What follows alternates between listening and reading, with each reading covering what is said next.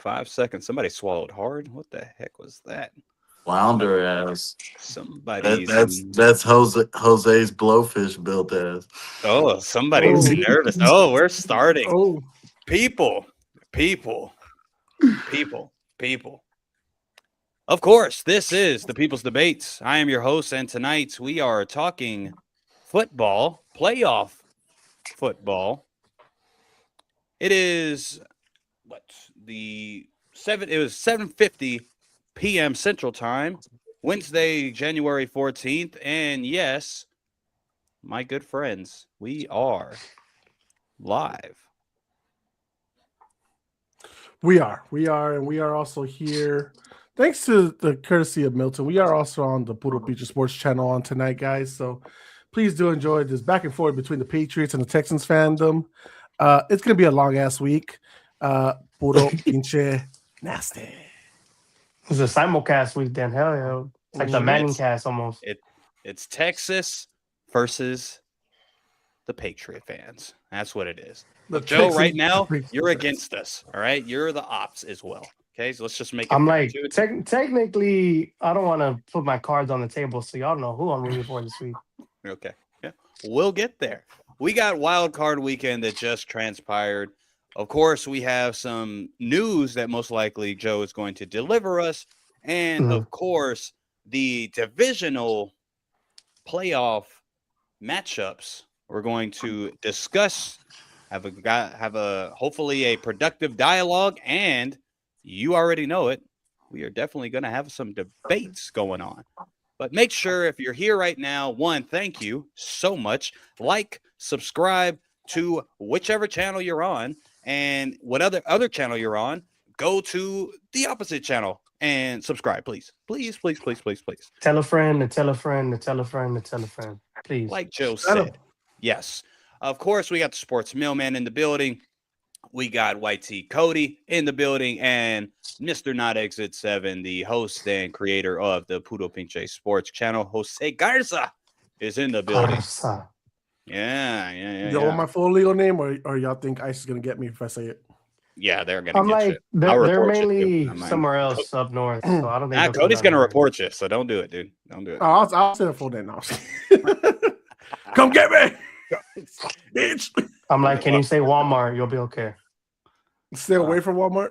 No, say Walmart and you'll be okay. Walmart. Wow. What? All right. Austin Joe. We He got said one. he eats at Gwendy's. No. Say Wendy's. At Gwendy's. Yeah, Wendy's. And fun pack show is going to be tonight. Can't wait to talk football with the fellas. It's going to be very, very, very, very, very compelling. Let's just say that. Chi-Town is in the building. Go Bears. The Bears. Bear down. No Pats emoji. Sorry. So I would have put him on there. I appreciate the respect. Normally, you trash the Patriots. I appreciate that, actually. I'm like, Alex, how happy were you this past week? And what would be more exciting? Just a question to you, Alex. A Bears Super Bowl run, or this past run that the Cubs had a couple years ago? What would be more meaningful to you? I think that's the Cubs. I think he's the Cubs. Good question, Joe. Let's get into it, fellas.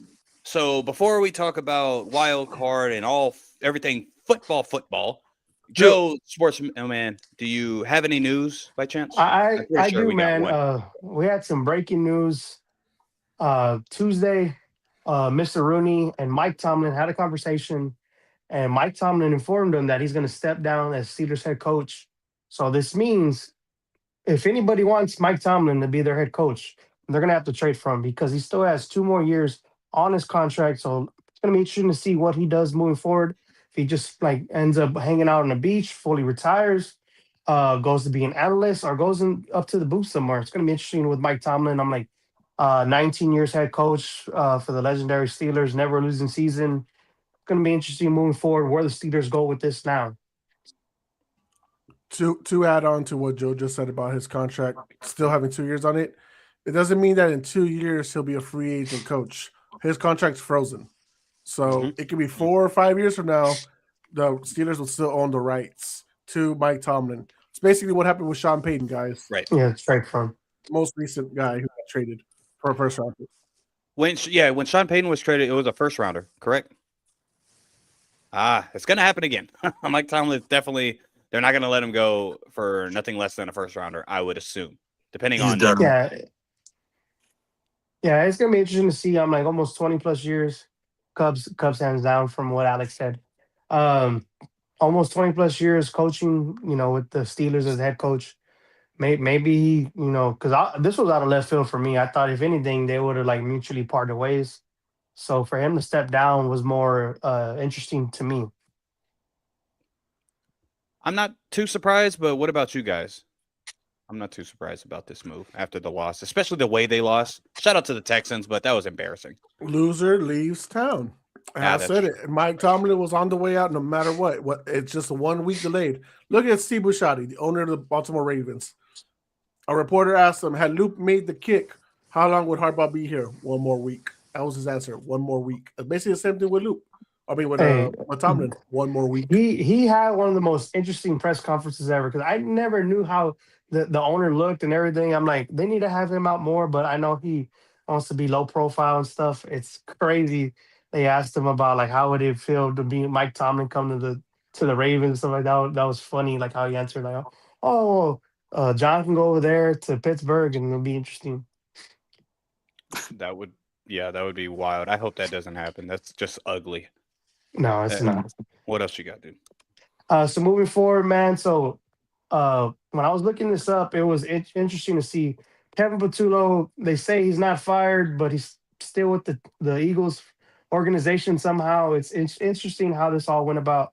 They relieved him of his offensive coordinator play calling duties, but Nick Sirianni has came out and said that he's open to keeping him on staff somehow. But I'm like, why would you let go of somebody as OC and then still keep him on? That makes no sense to me.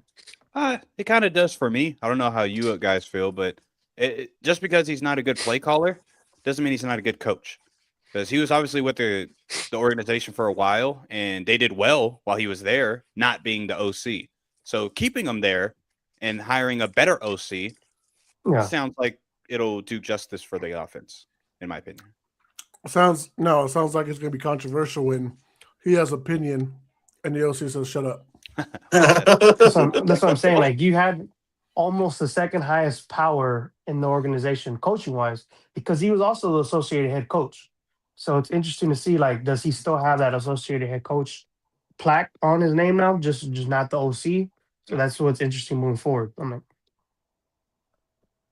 that's true. Hopefully it stays. If there is any like controversy or anything like that, it stays behind closed doors, so we don't know about it. Yeah. So some other offensive coordinator news. Chargers fired their offensive coordinator this past week, Greg Roman. He is now out, so it's going to be interesting to see where the Chargers go from this because I'm like, they're losing their offensive coordinator because they fired him, and they're probably going to lose their defensive coordinator in Minter. So it's going to be new coordinators possibly for the Chargers next season, and it's a crucial season next season for the Chargers because hopefully that offensive line comes back healthy. Herbert, let's see how he goes moving forward with his hand and how that team looks next year. This was a bit perplexing, huh, fellas? Because Greg Roman, he ain't the greatest, but offensive line. Worst offensive line because of injuries and all of that. Not a great supporting cast. Your supposed star young running back was hurt. What else is he going to do? No, they had the same embarrassing exit as the Steelers did. They just didn't get 30 hung on them, but they had the same exact exit. Somebody had to go, right? You mean they're going to only hang up 3? 3? Yeah, whatever. With Justin Herbert, a lot of people's top 5, top 10 quarterback. 3? Right. Oh, that's all you're going to do? And I'm not going to hear about the O-line because they've had the O-line issue all year long, and everyone was still praising that Justin Herbert's a top-tier quarterback. Well, where was that on Sunday? Oh, that's right, in the garbage. Well, it doesn't help. You get sacked 6 times, get hit 10 times. I'm like, it's kind of hard to make by a plays team that doesn't pass rush. But that's an indictment on the offensive line, though. I wouldn't. That's what I'm saying. I'm like, the offensive line's ugly head reared itself on that night. Hey, the Eagles killed them. They still won. Yeah, I was just about to say Herbert was doing heroic stuff all season, right? So where was it in the playoffs? Fair. I mean, he's got that Trevor Lawrence playoff record. That's fair. Yeah. At worst, Can't, he doesn't even have a win. I know, yeah. right? Can't argue that. Can't argue that one. So yeah, you got it. Yeah, so some injury news. Unfortunately, man, the 49ers, I don't know if it's that electricity field in the air or what's going on, but Oh my unfortunately, God, man, George Kittle, torn Achilles, man, out for the playoffs, of course, and possibly all next season. next But season too. yeah, but shout out to his owner, man, Mr. York. Whenever this injury happened, he sent down a bottle of tequila to George Kittle, and that bottle of tequila was finished by the end of the game. So shout out to the owner for looking out for his player for that, knowing he was probably in some pain. No, man, they're the Cook Niners. It's done. Like, I don't get it. It's just Yeah, doesn't make sense. I would have sent him back the tequila. Told him send me a check for the rest of my salary. I'm retiring. He's not gonna just miss the postseason. He's missing all of 2026. Like, He's he's done, he's bro. done. He's done. What's his age? 30? 31? 30, Yeah, no, 30. it's sad, man, because I remember seeing it, and then like he hopped up and hobbled out, and they showed the replay, and you just saw the pop, and I was like, Yep. oh my 32. He's pretty much done. His career is pretty much done. Yeah, he's That's done. rough. That sucks. Gosh, Yeah. that sucks. Yeah, I don't Still know a how Hall the of Famer, though. 49ers. Oh yeah. Yeah, for sure. Yeah, I just don't know how the 49ers this continues to happen to them like throughout the whole season, and it's crazy.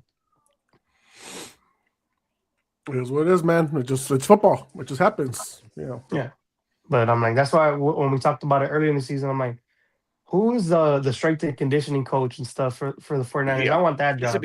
needs to be looked at because this doesn't make sense, dude. Last Yeah. couple years, football's football. I agree, but their history, yeah, it's kind of weird. Yeah. I grew up next to an electric facility all my life, and I guess that's why I'm fat, right? Because that's affecting my body. Right. Yeah, It's so allegedly. Waves in your food. Mm-hmm. It makes my panza more rounder. No, but staying with 49er news, the 49ers have activated Fred Warner for practice, and they're not ruling him out for this upcoming week's game, which I'm kind of surprised they haven't just said, bro, stay out another week at least. Dislocated ankle, like at least come back in another week if they possibly could win this game against Seattle. That would be a big help defensively for them, big time. But you want him fully healthy. You don't want to risk him re-injuring himself. Yeah, we'll see. It's just fun news for San Francisco fans. Yeah, and sticking with the former 49er linebacker, Dre Greenlaw, scheduled to be back against the Buffalo Bills. He had missed like the past 8 games with hamstring and thigh injuries. So if he comes back against Buffalo, that is a big time get for that defense. I'm like, because they're good regardless, but to get a really great linebacker for the playoff run, that's huge for them. Y'all think that's rushed or no?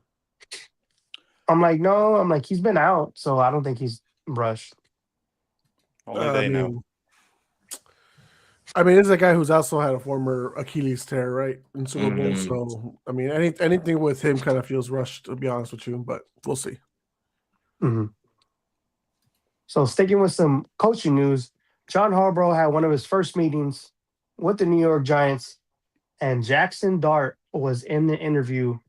So, could it possibly be John Harbaugh going to the Big Apple with the Giants? How would you feel about him being the next head coach of the Giants? Good or bad? It'll be good. It'll be a good start for both, in my opinion. I mean, we discussed it last week. It was them or the Falcons that we felt the most better about right now. Right. Obviously, that was also precursor before we found out the Steelers job opening was going to be fully there. But even then, I don't like the Steelers at all right now. Like, that's one of the teams I just – and I know some people are like, well, it's one of the most prestigious, franchises of all time. You've only had 3 coaches in 55 years. It's like, have you seen that roster? Yeah. They're paying Ramsey how much? They're paying DK how much? Like, okay, like I don't know if that's I don't know if I'm there yet. So Steelers have a long way to go. My only red flag for the Giants though is the GM. Yeah. Like Right. who Right. who wants to deal with that? I mean, if Harbaugh goes to that, I mean, is that dude going to override Harbaugh and ride the team the same way? I mean, That's a good point. No, that's a good Well, point. a great thing, Cody, that we saw recently, at least with Jacksonville, that when the new head coach was coming in, they fired that current GM because that coach didn't want the GM. So they're like, all right, well, if I want you, Liam, I really want you here. Go ahead, kick rocks, GM, and they Yeah. brought a new one. So John Harbaugh could lean that way still. Anything could still Yeah. happen. that's Mhm. fair. Okay. I think he would have that kind of leeway if he comes Yep. in. Like, look, like For if sure. I'm going to sign with y'all, I want to have a say on who's going to be my GM. Hopefully, If they didn't, though, it'd be giant shit. So Yeah. Yeah. it'd be crazy to see him like he stays after the whole Saquon stuff, the Daniel Jones stuff, still stays after Brian Daboll, and still has a job. That would be crazy. Well, John Morrow stuck by him after the season. He said he was going to that's what keep I'm saying. Spain, but anything could still happen. He's like, Yeah. it's For not sure. right. For sure. So Yeah, We'll see. and then last but not least, we have some draft news today. So for all our draft people out there, today was the last day for players to declare for the draft or not. So arguably the second draft pick possibly in this upcoming draft, Dante Moore for the Oregon Ducks decided he's not going to the NFL draft. I guess he decided I do not want to be the number 2 pick in the draft. Possibly go to the Jets, if I'm not mistaken, have the number 2 pick. He was Yeah. like, nope, I can wait another year and to see who's that, top 5 pick in there. And I'm coming back to school. I'm going to get 5-6 million anyway to come back to school. Right. So, now there's only one clear cut number 1 quarterback out there. So it's going to be interesting to see moving forward what some of these quarterback needy teams do now, knowing now there's only one possible franchise quarterback in this draft. That dude's trash, anyways. Yeah, I was surprised. I was surprised he didn't take the money. I'm like, you're gonna get a good contract. Probably in the $20 to $30 million range, possibly for 4 or 5 years. are we If sure you, about that? Are we sure that he can gamble losing out on the money he was already going to get guaranteed in NIL? That's Because what I'm saying. anything could happen in the draft combine and his numbers could fall. Yeah. He could fall into the 15, 20s and all that stuff. Right. but You know, I think him at Oregon, they're gonna be a top 5 to 10 team. They're gonna be decent. They're gonna be in playoff contention. So I thought, is he staying in wow. Oregon? Because I heard that Dylan Raiola, the Patrick Mahomes clone, is going over there. So He's going over there too. So it's gonna be interesting to see what happens with all that because if I was Dylan, I'm under the assumption like, oh well, Dante's leaving, and But then the very couple of days later, he ends up saying, "Oh, I'm did staying." he win his appeal or something? Because they deny him to play a 6th year. you're That was thinking another quarterback, Trinidad Chamberlain from Ole Oh, Miss. that was Chamberlain. Okay. Yeah. So did he declare? he's They're still gonna fighting fight it. it. Yeah, he's gonna fight it. Oh wow. So he's either way. He's too late to declare. Yeah. So some of these guys, man, they end up playing like JUCO ball or Division 2 ball, and they try to say like that doesn't count to like Division 1. So there's a couple guys out there like Diego Pavia, Trinidad Chamberlain that have said like, "Oh, I want to try to get like a 6th or 7th year in college." I'm like, bro, at that point, just go to LinkedIn. That's that Bo Nick shit. I'm like, crazy enough though. Like I thought Bo Nix when he left Auburn wasn't going to do anything with Oregon. I ate my words with that. Like when he came out, first round draft pick, I'm like, he's not bad. I'm like God. Milton was all like, see, I believe. But the draft is a crapshoot with these quarterbacks lately. But I was just thinking like, you could be picked as high as 1 or 2. I'm like, why not declare yourself? Because there can be a possibility if something happens where he ends up just crapping the bed. I'm like, that could happen. Dog, I tried to So- avoid the Jets too. To be fair, I tried to avoid the Jets as much as possible. Oh yeah. So I don't know if it was just that, knowing that the Jets had the second pick and they would probably take him, knowing Fernando Mendoza was going to go number 1 to the Raiders. He knows So if he comes out the draft next year, he'll be hiding behind Arch Manning and all these other guys that are going to be in the draft next year. He'll hide behind them, and he won't have to worry about the Jets. Yeah. Well, I don't know. We don't know where the Jets will pick at it because they have like 2 or 3 first rounders. Top 3 pick next year, bro. Top 3 pick. It's the Jets. Come on. For sure. I agree. 100%. Yeah, They no, suck. but that was the last bit of news, man. I wanted to throw some little draft stuff because the draft is in April, so we're almost to that point. We're gonna start looking at draft, mocks and stuff like that. For me, I know Jose makes his own mock drafts. What? Ah. Well, thank you, Joe. The sports mailman is out. Okay. But let's get into a wild card weekend. Just a little bit of the recap. So we'll go with Saturday's games. Rams beat Carolina at Carolina 34-31. Closer game than anybody really expected. The Rams were better everywhere besides penalties and maybe like Turnovers. efficiency with third down. Fellas, did y'all gather anything from this? I really just all I gathered is the Rams defense as of late is being more exposed. That's really it. And Carolina's just it's a positive for Carolina in my opinion. Yeah, Carolina had nothing to lose in that game. Right. They were already going in 8-9, losing streak. Mhm. They already beaten the Rams the month before, and Yep. look, there's more it tells you about how complicated the Rams are going to be dealing in the cold and on the road. They're a stadium team. They're a team that wants to stay warm and cuddled up and everything. And this is a man's game. This is a man's world. You gotta go out there and play ball, bro. None of us when we were playing sports as kids had the glorious life of a dome above us. We had to play in rain. We had to play in the mud. We had to play in good times. Like so, let's not pretend like these billionaires, these millionaires are in such a tough times that they can't have that. Go out there, go play. The fans have to be in the cold. Go play in the cold yourself. Be a man. The Rams, they just showed they're not being manly right now. Kept it too close. Well, I just think that the Panthers weren't scared of them, knowing that they beat them previously in the season, and I feel like they didn't back down from them. I think the Rams thought like, oh, we're just gonna come in and show our will, and we got Puka and Devontae, and we're just gonna roll all over them. And surprisingly not, the Panthers did not back down. I'm like this weekend, except for one game, two games, for the most part, was one of the best playoff opening weekends I think I've seen in a very long time. And hopefully it trickles into the divisional round. But the Rams, it's going to be interesting to see because they're going to have to continue to go on the road against Chicago this coming week. Are they going to lean on the run game, or are they going to continue to lean on Puka and Devontae's dominance? You're muted. Yeah. Yeah.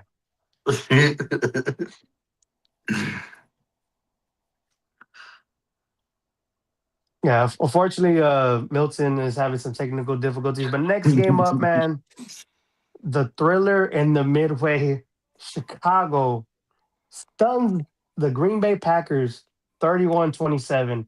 Fellas, what did you think about this game? Like, was it more of a Green Bay choke job, or was it the Bears playing like the cardiac Bears that they've been all season?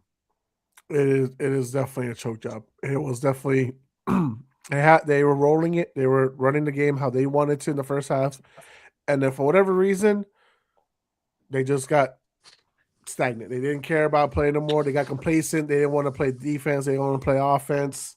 You can blame Matt LaFleur. You can blame the offensive coordinator. Whoever you want to do. Is just this team allowed a team that's already had at the time 6 fourth quarter comebacks to come back at you again. Like there was no reason for that. You were in a nice way to say it, dog walking them in the first half.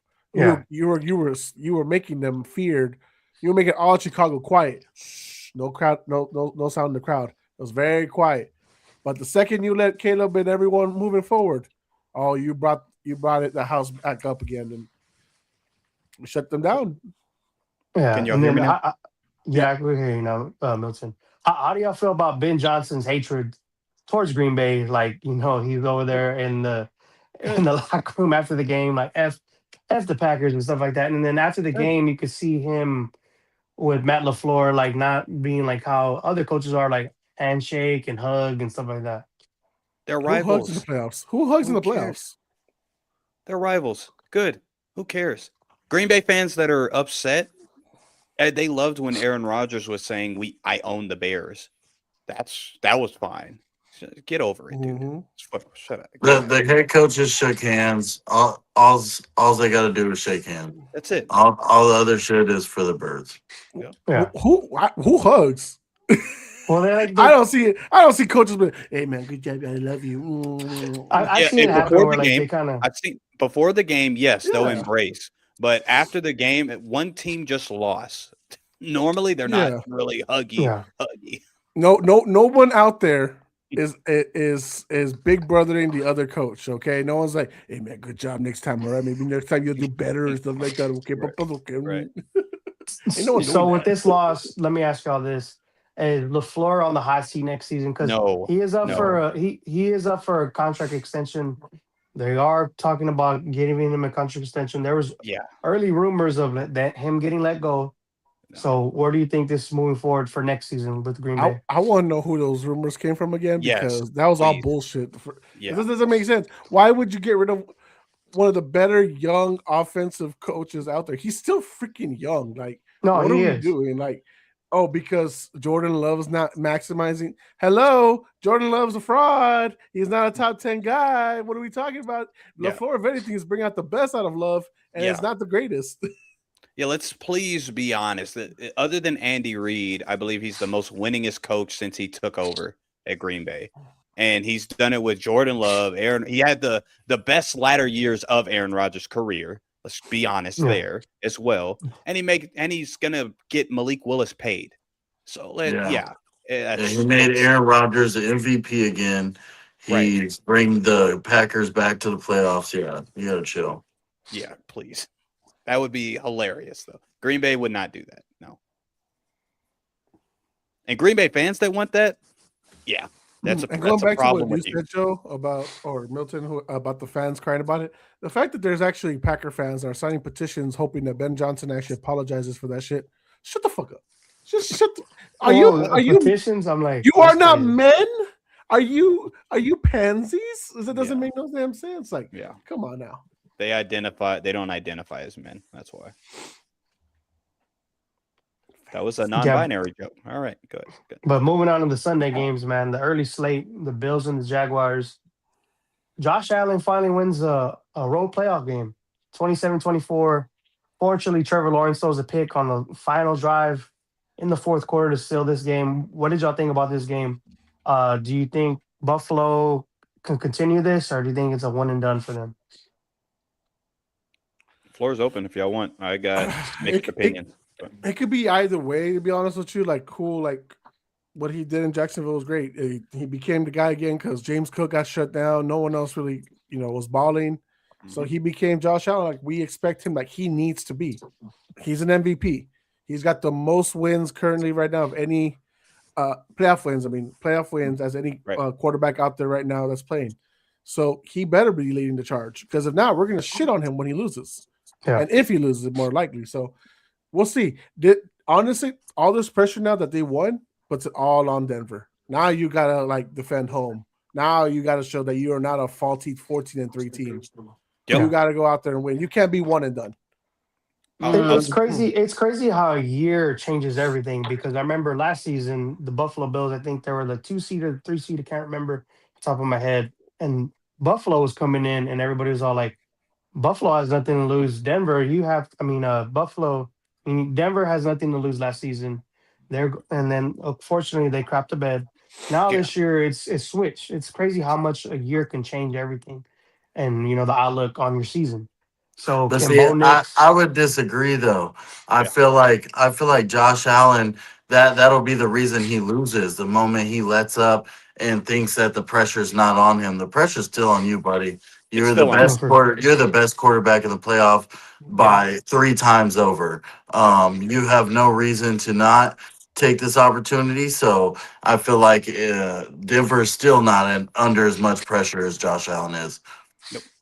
Yep, I agree with Cody. Josh Allen, no matter what, is the best quarterback that's in the playoffs. So he still has the pressure. With Pat Mahomes out, Lamar Jackson's not in.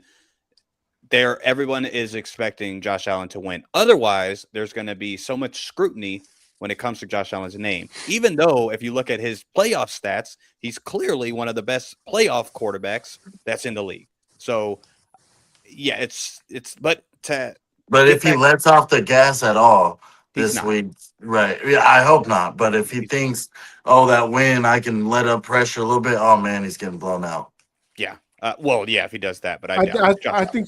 I think we'll continue to see that Josh Allen will be the reason why the team stays as competitive, but it'll probably not be enough. I still don't think they'll make the Super Bowl. Respectfully, 3 road games is tough on anybody.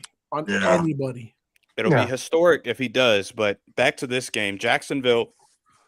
None of us planned on them being even this good.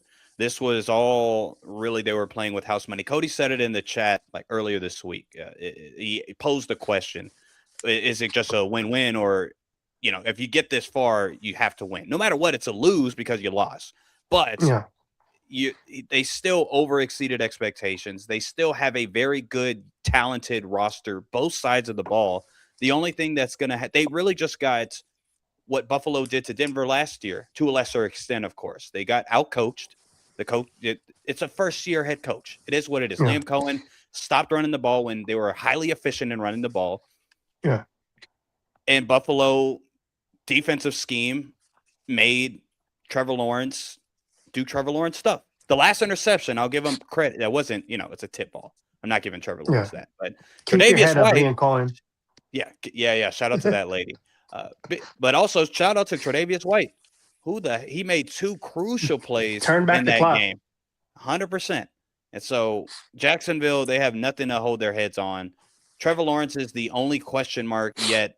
With another year in this Liam Cohen offensive scheme, I think also he'll be fine. Yeah, because just a year before they had the 5th pick. They moved up to 2nd to get Travis. So just think about that. A year ago from here, they were picking in the top 5 of the draft. Right. And how much a year can change everything. Hopefully, they stay on track. Another year, Parker Washington. Hopefully, BTJ can get back on track. Strange looks like a tight end of the future for them. So this offense is moving in the right way, possibly. And then that defense came out of nowhere this year. So hopefully that defense can continue playing how they are. I know Cody doesn't want to hear that because that's his division. But, they won the division over Houston. I'm like, Houston needs to get their offense on track themselves too. They want to continue. Where did Houston come out of this, Joe? All right, okay, all right. Well, I'll say this before Cody goes after. Look, honestly, what this season proved to me how much of a big mistake was going for Travis Hunter. For me, it's a waste of a pick. He contributed nothing to the team. Respectfully, nothing, offensively or defensively. Yeah. So you traded up for him. You gave your pick. Sure, it's going to be a 20s, mid-20s pick for the Cleveland Browns. But nonetheless, that just says that there was so much more options that you could have gotten for the defense or for the offense at your line and shit like that. So cool. Like, you're going to get Travis Hunter back next year. Pick a side, offense, defense. Don't do this back and forth shit no more. You need to focus on him because he's not getting into rhythm on either way if he's focusing so much on the other. The playbook's a lot bigger for him than it was in college. So, and the plays are going to be much tighter. They're going to be much the routes is going to be much. I don't know, man. I don't like the Hunter pick. I never did. As far as trading up for it, and for me, it just shows that look, you didn't need him. Yeah. Yep. They already came out and said though he's going to play both sides of the ball still next season. Stupid. I think that is stupid. I think maybe if there's just like we were saying, I was saying at least in the off season. I do think he'll mainly, especially with adding Jacoby Myers, he's going to be mainly on defense. Maybe some specialty plays for the offense. Yeah. They bring some defensive linemen. Almost like I'm not saying he's Deion Sanders, but like how Deion something Sanders like that. Something like that. The offense. Because they need him more in the secondary. They now have 3 wide receivers. If BTJ's not a bust, we'll see. Towards the latter half, it was at least fine. They just didn't run offense through him, which benefited them, honestly. So with the 3 wide receivers that they have, let's just put them at corner. And they need to try to bring back ETN in the offseason. Yeah, if they can. Yeah, if he does not ask him for like too much. What was this year for him? Year 4? Year 4, right? Yeah, last year, and he had a great year. but we'll see. It depends Did on they what he's not pick asking up for. did they not pick up his 5th-year option? Nope. I can look it up, but I remember they were saying he I was don't a think free so. agent this upcoming Yep, season. they didn't because what happened last year. Franchise Yeah. tag. Maybe. Yeah, fair enough. Yeah, maybe. Okay, let's go to Sunday. We had San Francisco. Well, let's go to Let's go to San Francisco at Philadelphia. San Francisco wins 23-19. I'll open it to the panel, but my main takeaways was the better offense won. The defenses played pretty well all game. Brock Purdy made a couple mistakes attacking Quinyon Mitchell. Don't know why he did that, Yeah. but he did it. And he was more aggressive. The more aggressive quarterback won the game. That was really it. All I got from. Did you watch that first drive? I don't kind of blame him for going after Quinyon Mitchell. He went after him He 3 did. times, He did. and Yeah, they choked him and Jawan got a ate it up. touchdown. Ate it up. Yeah. That's Towards when the end, after that's when he texted us like Brock the Rock. yeah. Then it kept going. I didn't want him to keep going at him. Jeez Louise. I think he's all pro, Yeah. or at least a pro bowler. Like, let's not. You did a couple drives. Let's leave it alone. Let's leave him alone. And then he got 2 picks. So yeah. But yeah, what was y'all thoughts? Main takeaways from this game, on either side? It was just showing me why Robert Saleh was a big time acquisition coaching wise, because all these guys continue to get hurt and Robert Saleh's defense continues to play good. And it was sad to see, like, coming from a Cowboys fan, the offensive weapons that they have for the Eagles and how pedestrian like it looked. It looked horrible. I'm like, what are you doing? You have Saquon, you got AJ Smitty, and your best offensive weapon this past week was Dallas Goedert. Mhm. Like, really? It was crazy. Also, I'll add, I might receive hate for this, and because I'm a bit high on San Francisco compared to anybody, but I don't know how confident I am in San Francisco's defense, even off of this. Philly's offense Yeah. just sucked. They really just sucked, and especially in the second half, it was absolutely terrible and atrocious to watch. Kevin Patullo's gone, thankfully, or in the building, but not with the same title. Right. I don't know, man. Philly was disgusting. I'm glad they're eliminated because we don't need to see this kind of bad football anymore. I don't mind by the way, that AJ Brown snapped that Sirianni. First of all, he was limping off the field. I don't know what Sirianni was doing, yelling at him for. He was running towards him. Right. Yeah. He could. If anything, AJ Brown could have stayed down and cost him that timeout. But he was being a good sport and trying to get off the field. But Sirianni wanted to open his damn mouth about it. So, I mean, AJ Brown's no longer going to be an Eagle after this year. Good on the Niners rallying after George Kittle going down, finding a way. Jawan Jennings was the best quarterback of the game. Bro, That's true. that no roughing the passer was crazy. That's okay. It's all right. It still was a tub, but yeah, I mean, he laid him out. Also, a funny stat: Kevin Patullo had on this game specifically 37 dropbacks. They ran 48 hitch routes, which that was his brilliant. Yeah, I was pointing out to my friend Corey while we was watching.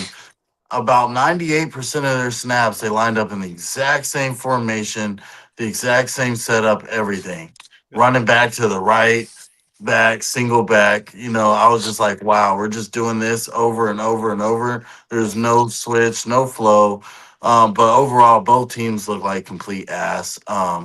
It was ironically probably the worst game of the week of like both teams. Both teams just shouldn't be here. It's just like, gimmies at this point. I think we know the 2 best teams out of the NFC, what is it, West? And it ain't the 49ers. And then we know the Eagles are just here because, yeah. So. Yeah. CMC is that dude, though. Like, CMC won the game. He is the best player at 2 positions on both sides of the field at any game. Yeah. What atrocious thing. And look, the reports came out saying, oh, Patullo couldn't do much because Jaylen Brown doesn't know enough football. To do all these other plays. I'm like, we've seen Jalen Hurts play for the last 5 damn years. you can do a lot with him. And even last year, Kellen Moore was able to do more. So you're telling me, Patullo, you couldn't come up with something other than the same damn 8 plays for all game long? You are a Madden player, dog. You ain't a coach. I don't Right know. on. You must be sucking off Nick Sirianni to still be in that building because there ain't no damn way you deserve to have a job after that shit. That was complete garbage. From going from the first ranked offense last year to the mid-20s is atrocious. You ran Saquon 26 times. You got 100 yards out of him. Keep fucking feeding him. Keep going to Devontae Smith if you need to. Why did you stop throwing to AJ Brown in the second half? I know he had crucial drops, bad drops, 3 bad drops a game. But damn it, he's still your guy. Go at him. Like that's what are we doing with? Oh my god, we don't even go at Jahan Dotson, who has been one of your better one of the best wide receiver 3s out there this season. Only More one reliant target. guy. He got 1 target. Mhm. No catches, 0 yards, nothing. Like we were. Oh, don't get me. By the way, get me started. That triple covered fucking pass at the end. Like Dude, that's what the play. kinda- That's the play you wanted to go with Patullo, and Yeah. Jalen Hurts looks at Sirianni like, "This the shit we're going with." He's like, "Yeah." The Sirianni literally like, "Yeah." The same shit. They ran that play 3 times that same drive. It's The pretty defense knew what it was. Yeah. What OC do you think can help salvage this offense? Do you think Nick Sirianni needs McDaniels? to go. He can't think- pick He's not. coordinators for shit. He needs to go. It's not. He can't pick Facts. coordinators. He can't pick coordinators for shit, dog. It's crazy. Like they've been on a run where they've been in NFC Championship games or Super Bowls, but yet it seems so dysfunctional up top, and it's crazy. If they want to get go ahead, Joe. Say. The last 2 OCs he picked, Sirianni, fired. Trash. Cost him the season. When the owner picked for them, Super Bowl. We really been saying, all of us, to fire Sirianni for multiple years. For sure. Somehow he gets away from it from all of us. Last I year think. saved him. Last year Yeah, somehow he gets away from it like every other year, but we all know Sirianni really sucks. For sure. Yeah, with that fan base, I think if they don't make it into at least the NFC Championship game next season, I think Sirianni might be let go. All They right. did it with what's his name after the Eagles last Super Bowl. How many years it? was it before they let Peterson go? 2. It was 2 years 2. after the Bowl. Yeah. Yeah, which I think what's best for them is to let Sirianni go, but they're not. At least one more year with Sirianni. If their best bet is to get a former, like they could have one of the best coordinator duos. Vic Fangio as the DC, he's going to do a tremendous job next year as well, I bet. Bring Brian Daboll over as OC. That'll be your best option, in my opinion. Just off the cuff. I'm pretty sure there's an And I think he's OC. worked with Jalen Hurts already before, He because I has. think he was in Yes. Alabama. Correct. Because He I'm has. like, unfortunately, say what you want about Jalen Hurts, the way he plays. He hasn't had the same offensive coordinator probably since college or maybe even high school. Right. Every year, I think Shane Steichen, I think he had it for 2 years, but like it's been different coordinators year in and year out. And it's kind of difficult to like get into a rhythm if you don't know the guy that's play calling for you. All right, let's No, get into Steichen was 1 year too. Oh, it was? Okay. Yeah, Steichen was one. Real quick, Tech motivates. Heart. We heart you too, dude. You know what I mean? I said Texans would win 33-9. Final score was 30-6. I was very close. Yes, Brandon, I owe you an apology. I said 30 points. You're out of your mind. But, of course, the Brandon. defense scored. The defense scored twice, so fair enough. Good. You got me. Big boy touchdown, Sheldon Rankins. Big boy touchdown. The last play in Philly was ugly all around. Looking back at it, correct, Chi-Town. I agree. Wild stat, Texans have had 2 defensive touchdowns in 3 straight wild card games. Is that true? Because that is a wild stat. Every year, D'Amico's there. Wow. In the wild card round? In the wild card round, I Yeah. know against okay. Joe Flacco. So we get to Because I avoid know that bet. He's right. He's correct. It was Chargers, the pick sixes, and then with Cleveland too. Joe Flacco, yeah, they scored twice. I remember that. That was a poop show. I'll tell you that. But okay. All right, last game. Well, second to last game. Los Angeles Chargers at New England Patriots. Chargers got beat up. Patriots, our defense just did really whatever they wanted, honestly, to them. Our offense was a bit stagnant, but fair enough to the Chargers. They're what, like top, first half stagnant. yeah, right. They're pretty like top 10-ish in almost every defensive category. So fair enough to them. But yeah, I don't think there's much to talk about on this one unless Jose, please, if you want. Look, props up to everybody who doubted us. Thank you for doing it because it just feels a lot better when we win. Right. Look, I know Milton came in last week a little more shaky, more nervous about For the the defense. Chargers, Justin Herbert, and all this stuff. But I said we haven't had our healthy defense together in like 6 weeks, dog. We have not had everyone together with Milton Williams, Spillane, Harold Landry. Yeah. We haven't had everyone, and you saw it when we did. Oh my God, y'all talk again. Y'all say Justin Herbert's a top 10 guy, man. We made him a bottom 3 guy that night. Jesus. Yeah, Like, it looked bad. It was pretty bad. yeah, so I mean, does that mean I'm gonna be overconfident for next week for this week? Absolutely not. I respect the opponents that we got. If anything, people are having more doubts on Houston's offense after what they saw this past Monday. But that I'm not going to because I've seen CJ have his best games at times. So now the real question is, we'll talk about it later. Is our best defensive guy going to be there, and is their best offensive guy going to be there? Talking about Christian Gonzalez and Nico Collins. Now, right. Christian Gonzalez is back on practice. Don't know status of Nico. Cody can tell us later. But as far as this past game with the Chargers and Patriots, shut down, lockdown. Don't talk to me again about Justin Herbert. Yeah, fair enough. I really do love. You could appreciate this, Jose, and any Pats fans.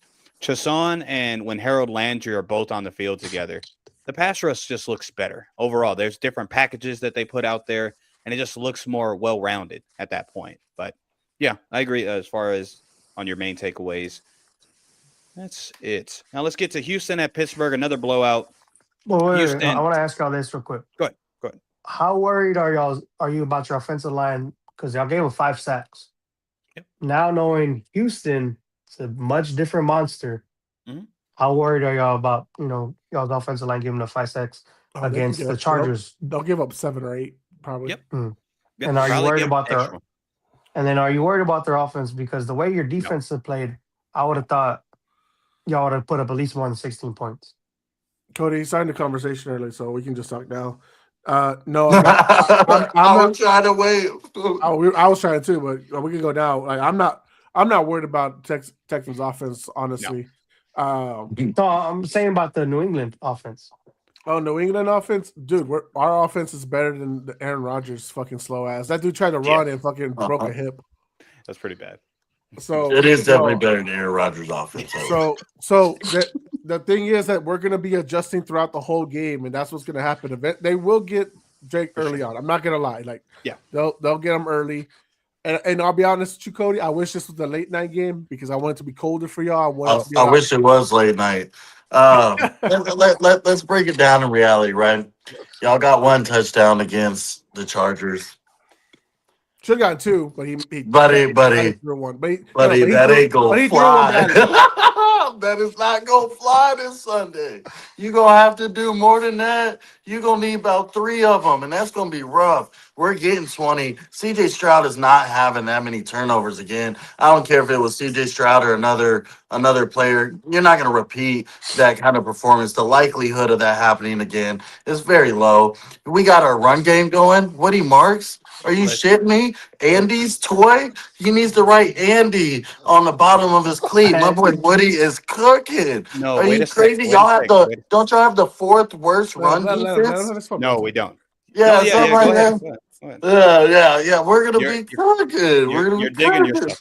Okay, so with Woody Marks, your new toy, is that his best game against Pittsburgh? Yeah, but it's playoff time. That's the style we're going with. It's the opponent. It's just the opponent. Pittsburgh has been on record being the 20-something ranked defense in anything, right? Go ahead. Pittsburgh defense isn't terrible. I think pass rush and stuff they're pretty good, right? Yeah, their pass rush is good. They're bad everywhere else. They're bad everywhere else. Okay, so with us, you said we're one of the worst run-stopping defenses. You're wrong there. Just want to put you out. Yeah, that's a terrible lie. What is y'all's run defense? Go ahead, Jose. We were number one until Milton Williams and Spillane Not went out. until what is it? No. I can't. I'm not gonna pull it up right now. I'm telling you what they were. Oh. Because that's what you're gonna see. I'm not telling you who they were when they weren't there. I'm telling you what they were when they were there. They were number one, not Jacksonville. They were number one until they went down. Even overall, with that being said, we're number 6 in yards, number 4 in scoring. So, Cody, let's not do that. Did Genty run all over y'all? In week one, In the sure. week no, one? Actually, no. I know. No, he didn't. I'm just questioning because that's the only good running back I can think y'all faced all yards, season. no, the only one that actually did good against us was Besides James Cook. Cook. Was James Cook the second time? That's the only time. Right, I already knew the James Cook one. That was the only time. Hold on, let's just break this down. I wanted to do Milton's getting fitted. division. I wanted to do it for division. I don't want to do it now, but real quick while it's on subject. No, I'll just go ahead. I was just asking how y'all felt about y'all's offense moving forward. Our offense is gonna. Our offensive line is not great. It's better than the Houston Texans offensive line. Our offense, it did not do as much as we probably would want. It's better than Houston's offense. Defense-wise, yeah, they got the best defense. But we played the same defense but 2 weeks before. We scored more than y'all. That's okay, sure. Okay, so yeah, and they scored more on you too. Okay. Well, you want to use that game, right? You want to bring up that game. But he's talking about our offense being worse, but just on the same exact defense, we scored more 2 weeks prior. I'm saying overall. I'm not saying one game. I'm just saying as of recent. I'm saying as of recent. The Houston offense has gotten better slowly over the past weeks. Well, here's the problem. Like Milton said, that was your boy Woody's best game. Oh yeah, for sure. Otherwise, what was his best game before that? I'm not arguing that, but I'm saying this. Kansas City. This is what he's gonna do. And okay, y'all, that's great. Based off what? Christian Charlie Kirk had his best game. Based off one game. Yeah, bro. So like based off 144 yards. Okay, so based off one game, Drake May is gonna have 3 turnovers too again, right? I mean, everybody's shitting on CJ, but Drake May didn't have a great game either. Okay, who had a better game? If you look at the yards, they had about the same yards. They had the same turnover, touchdown and interception ratio. Okay. Drake May had a little more rushing yards, okay, but CJ had a better completion rating. Okay. So let's make that even. Let's do that. Okay. How about that? We do that. Right. Who has more? Who has where you can expect more? Who had a better season? Where you can? I'm talking about the playoffs. I'm talking about Let's talk about. Well, you brought up regular season, and now you keep switching. You're bringing up regular season. I want to go to regular season. I just brought up last game. But you brought up early games too. So if I want to talk about early games, I don't think you want to do that. I talked about facing the Chargers 2 weeks ago. Yes. No, you talked about Ashton Jinsey. Didn't he have a? I was more asking for information. I wasn't using that as a line. I didn't know if he did or not. I was asking. Okay.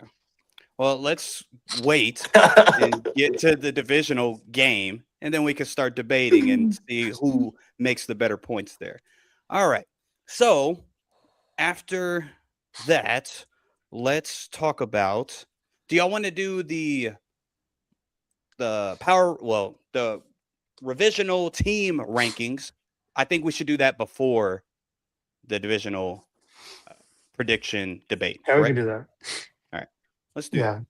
But I'll start it. I don't know if you wanted to go over the game that we kind of skipped, Houston and Pittsburgh. Do you think it's Aaron Rodgers' last game in the NFL, or do you think he's going to hang it up? I don't think so. I think he will come back next season, and we'll see. But do you think he'll be back in Pittsburgh, or do you think he'll be somewhere else? No, I think he'll be somewhere else. Mike Tomlin retires, and do you think he completes the gauntlet of him going to Minnesota finally? Because I know that's what he really wanted. Yeah, he'll go somewhere else. I think he'll go somewhere else. Let Aaron Rodgers go. I love y'all, bro, but y'all are cooked this week. Hey, hold on. Brandon had a great wild stat earlier, right, about y'all wild card stats. Oh yeah. I want him to bring up your last 2 divisionals around. Please stats. do. Go ahead. Please do. We can talk about that then too. That's the week. That's the weekend we're talking about. Are we talking about like the one where we all know the refs fucking were helping KC and giving Mahomes imaginary Y'all hits? Hey, Are we talking about that game? 20 points. That's fine with me because that means the rest Right. came back home. Because we to all New England. remember in That the means moment. That means the we rest were came all back like home that. to Mayday. Oh no, the Mayday. refs got a new home now. It's coming to us. Nah, they don't like Houston. They're right Yeah. next to Galveston. Stay with me. 1, 2, 3, Galveston. No, we don't need the refs though. Galveston. We'll run against the refs, you know? Well, okay. Why you in the but yeah. dark, Cody? Huh? What do you like? Have like a secret mask on? We don't know now. What? He's like He just frozen. has a- I can't he see him. just has a frozen screen on my end. I don't know what you're Yeah, talking I about. see he's frozen. Because it on was in my the end. dark. There was nothing I'm there. still frozen. Wow. No, I can see you moving. I can see you moving now. Well, now But- You're just staticky. Well, yeah, Aaron Rodgers. We'll see. We'll see what he does. I think he'll stick around. I don't think he'll be in Pittsburgh. Jose thinks he'll retire. What say you guys? I just I don't think he comes back to something dysfunctional like this. And then him and Arthur Smith were getting into it on the No. on the Do you think sidelines. he and stuff. retires? Do you think he retires or no? I think he has to because I remember he was talking about it like, oh, I think this is it for me. Him and he was on the McAfee show. You know, him and McAfee are like best friends, and he's like, I think this is it for me. I just think it gets to a point like, don't continue to ruin your legacy for, you think you could still have a moment. I'm like, yeah, he had a moment against Baltimore. That's great, but like, don't continue to ruin it for yourself. Art Rooney basically gave you his answer. He said Rodgers only came here for Tomlin. That's it. It's done. They're not. Ah. He's not. Tomlin's gone. Like, Yeah. Rodgers is not going to come back. And who's going to want a 42-year-old man? Who really like Indy? That's not I mobile guess- at all. Not I guess mobile at all. Indy took Phillip Rivers. I guess they could take Aaron Rodgers. Right? I'm like, I yeah, guess. because I'm like, Daniel Jones will be out for the whole season next year, more than That'd likely. be an upgrade from Phillip Rivers. That'd be You think? hilarious. No, It would be kind of. It would be I don't over- look He over would not Phillip, want to yes. play that defense again twice a year. He wants to go to Houston, right. Jacksonville. He wants to play Jacksonville and Houston. Oh, God. That's right. You're right. Okay. Yeah, that probably wouldn't be in his best interest. Okay. So yeah, forget that now. Now we're good. Well, Cody, Houston beat the brakes off of Pittsburgh. What did you take from it?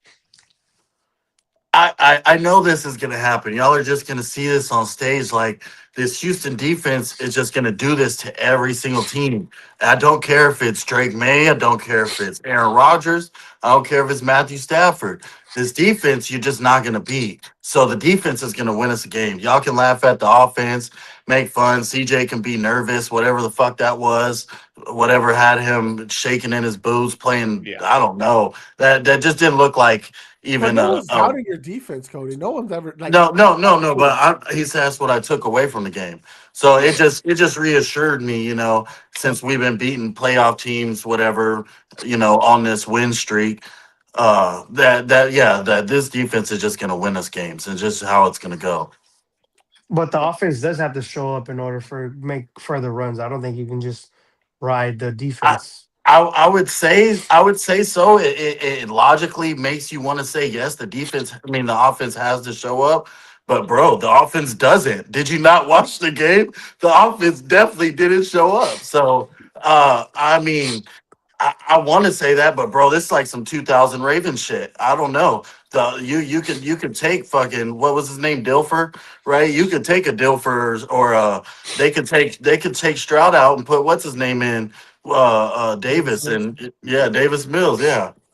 they might if he fumbles 6 times again. God, Yeah. that's stupid. Yeah, that game was It was just a wild crazy. DJ game. Stroud was frustrating the fuck out of me on Monday, dude. That was the most turnovers I think he ever had in a game, and I think before that game he had like the least turnovers of the season of any quarterback. Well, whatever. at least fumbles. He didn't fumble like that. He was Yeah. just fumbling. I don't. Yeah, that was all. Yeah, he had 3 fumbles his whole career or whatever. Yeah, and then that game Something he like had that. 3. He was Yeah. trying- Right. He was trying to be Justin Herbert, except with a W. Yeah, with a W though. Hey, whatever. Get a W. Get a W. Nobody remembers the fumbles after a while if you just win off of defense. So doesn't matter. All right, let's get into our revisional team rankings. There's 8 teams. How are we ranking them from number 8 to number 1 in y'all's opinion? To it's just the power rankings of the teams that's left. I'll start us off. You might not like it, but I at least have reasoning for it. This is more, as long as you can defend it, it's all good, but it just has to make sense. So at number 8, I have the San Francisco 49ers. They're just hurt. They're hurt everywhere, dude. So even if we'll talk about our predictions and all of that, but right now, as a whole, they would be number 8. At number 7, I have the Chicago Bears. Sure, they had the great fourth quarter comeback. If the fourth quarter, it's anybody's game. I will give the Bears that. But overall, defense looked until it mattered. Fair enough to them. And the offense, honestly, looked a little They're real streaky, but shout out to Caleb, DeAndre Swift, and the gang. At number 6 is going to surprise some people, maybe. Maybe not. Buffalo. The Buffalo Bills, it's Josh Allen, and that's it. That's really it. The secondary plays okay, but very streaky as well. But I do think Josh Allen is carrying the team. Not good enough to be in a top ranking, however. At number 5, I have the Los Angeles Rams. You would think, based on how I used to rank the Rams, it would be better. But their defense kind of sucks. The pass rush is great. Defense kind of sucks. Matthew Stafford's going to do his thing. Puka's going to do his thing. But the defense kind of sucks. At number 4, I have the Houston Texans. Defense, Cody, you could be right. Your defense could win you all the way to the championship game. Your defense is really good, dude. All right, I'm not here to your defense is very, very good. Your offense, Woody Marks, sure, we'll see. That's all I'll say. We'll see how Woody Marks does next. And I love that. Don't hit on Woody, bro. Don't let Woody run all over you. Okay, we'll see. Number 3, I have the New England Patriots.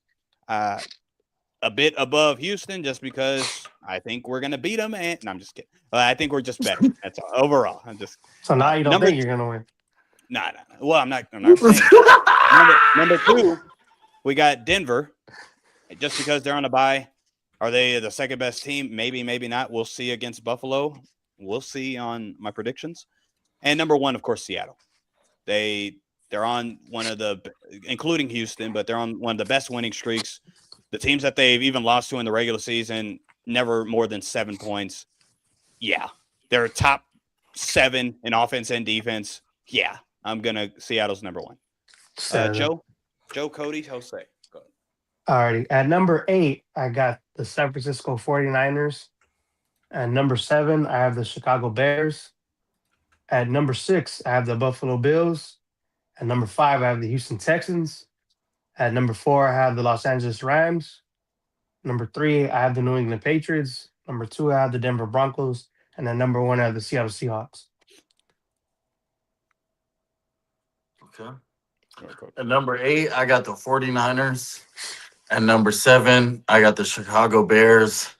At number 6, I got the Denver Broncos. At number 5, I got the Buffalo Bills. At number 4, I got the New England Patriots. At number 3, I got the Los Angeles Rams.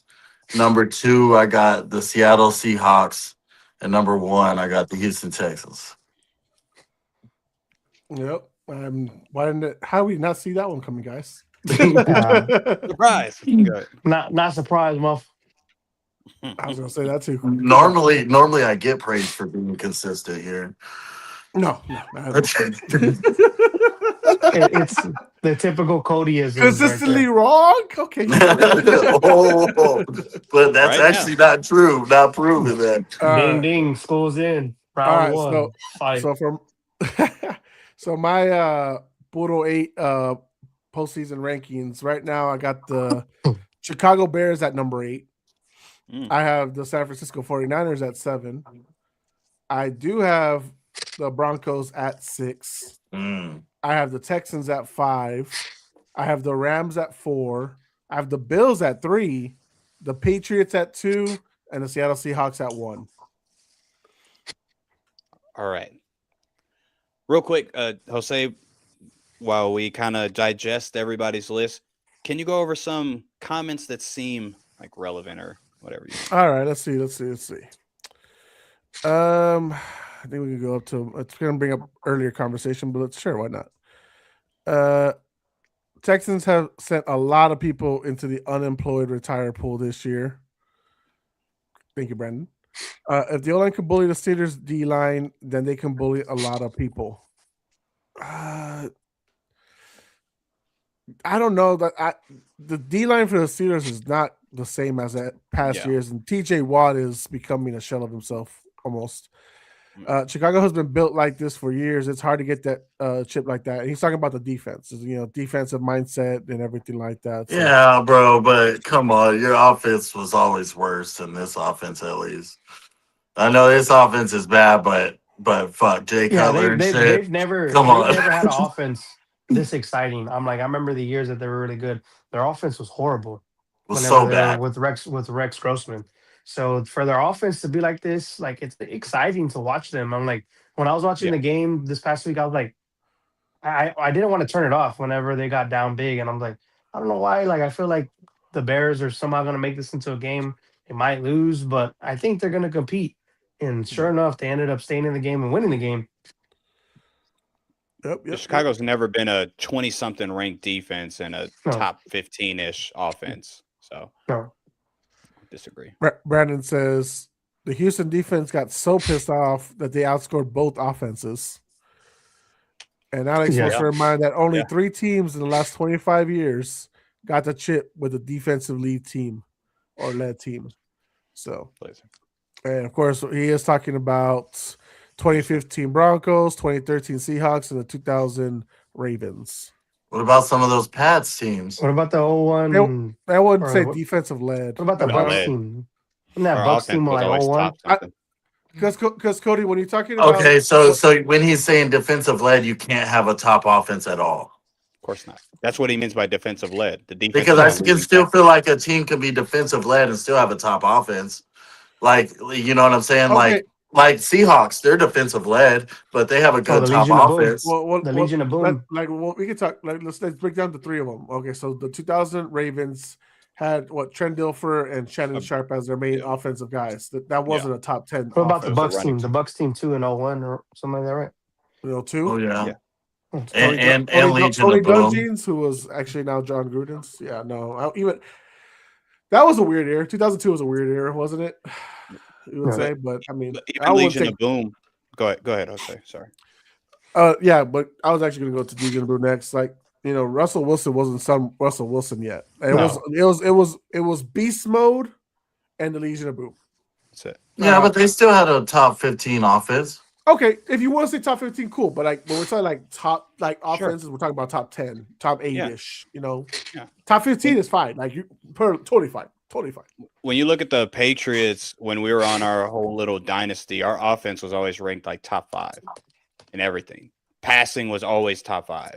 Our defense was always normally good too, but top 12 it was always led by Tom Brady, especially in the playoffs. If you want to talk about the first Super Bowl, sure, that was more basically defense. That's what I was talking about. Yeah.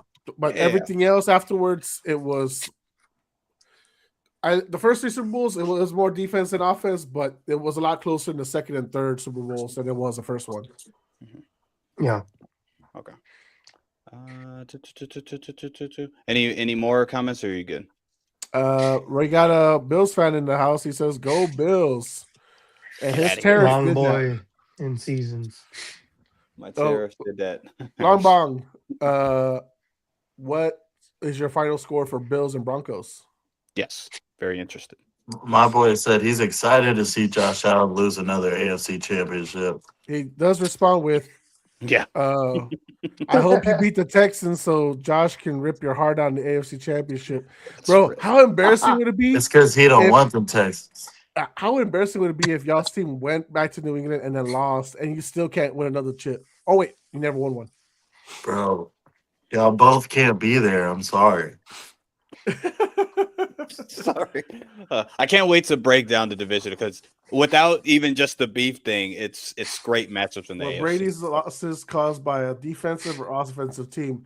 The loss to Philly was an offensive team. We had a horrible defense that day. Terrible. And then the losses to the Giants. Props to the Giants defense. Props to the Giants defense. They did their shit. That Philly team did have a great defense, though. Not, we not, still not, not hung. against us.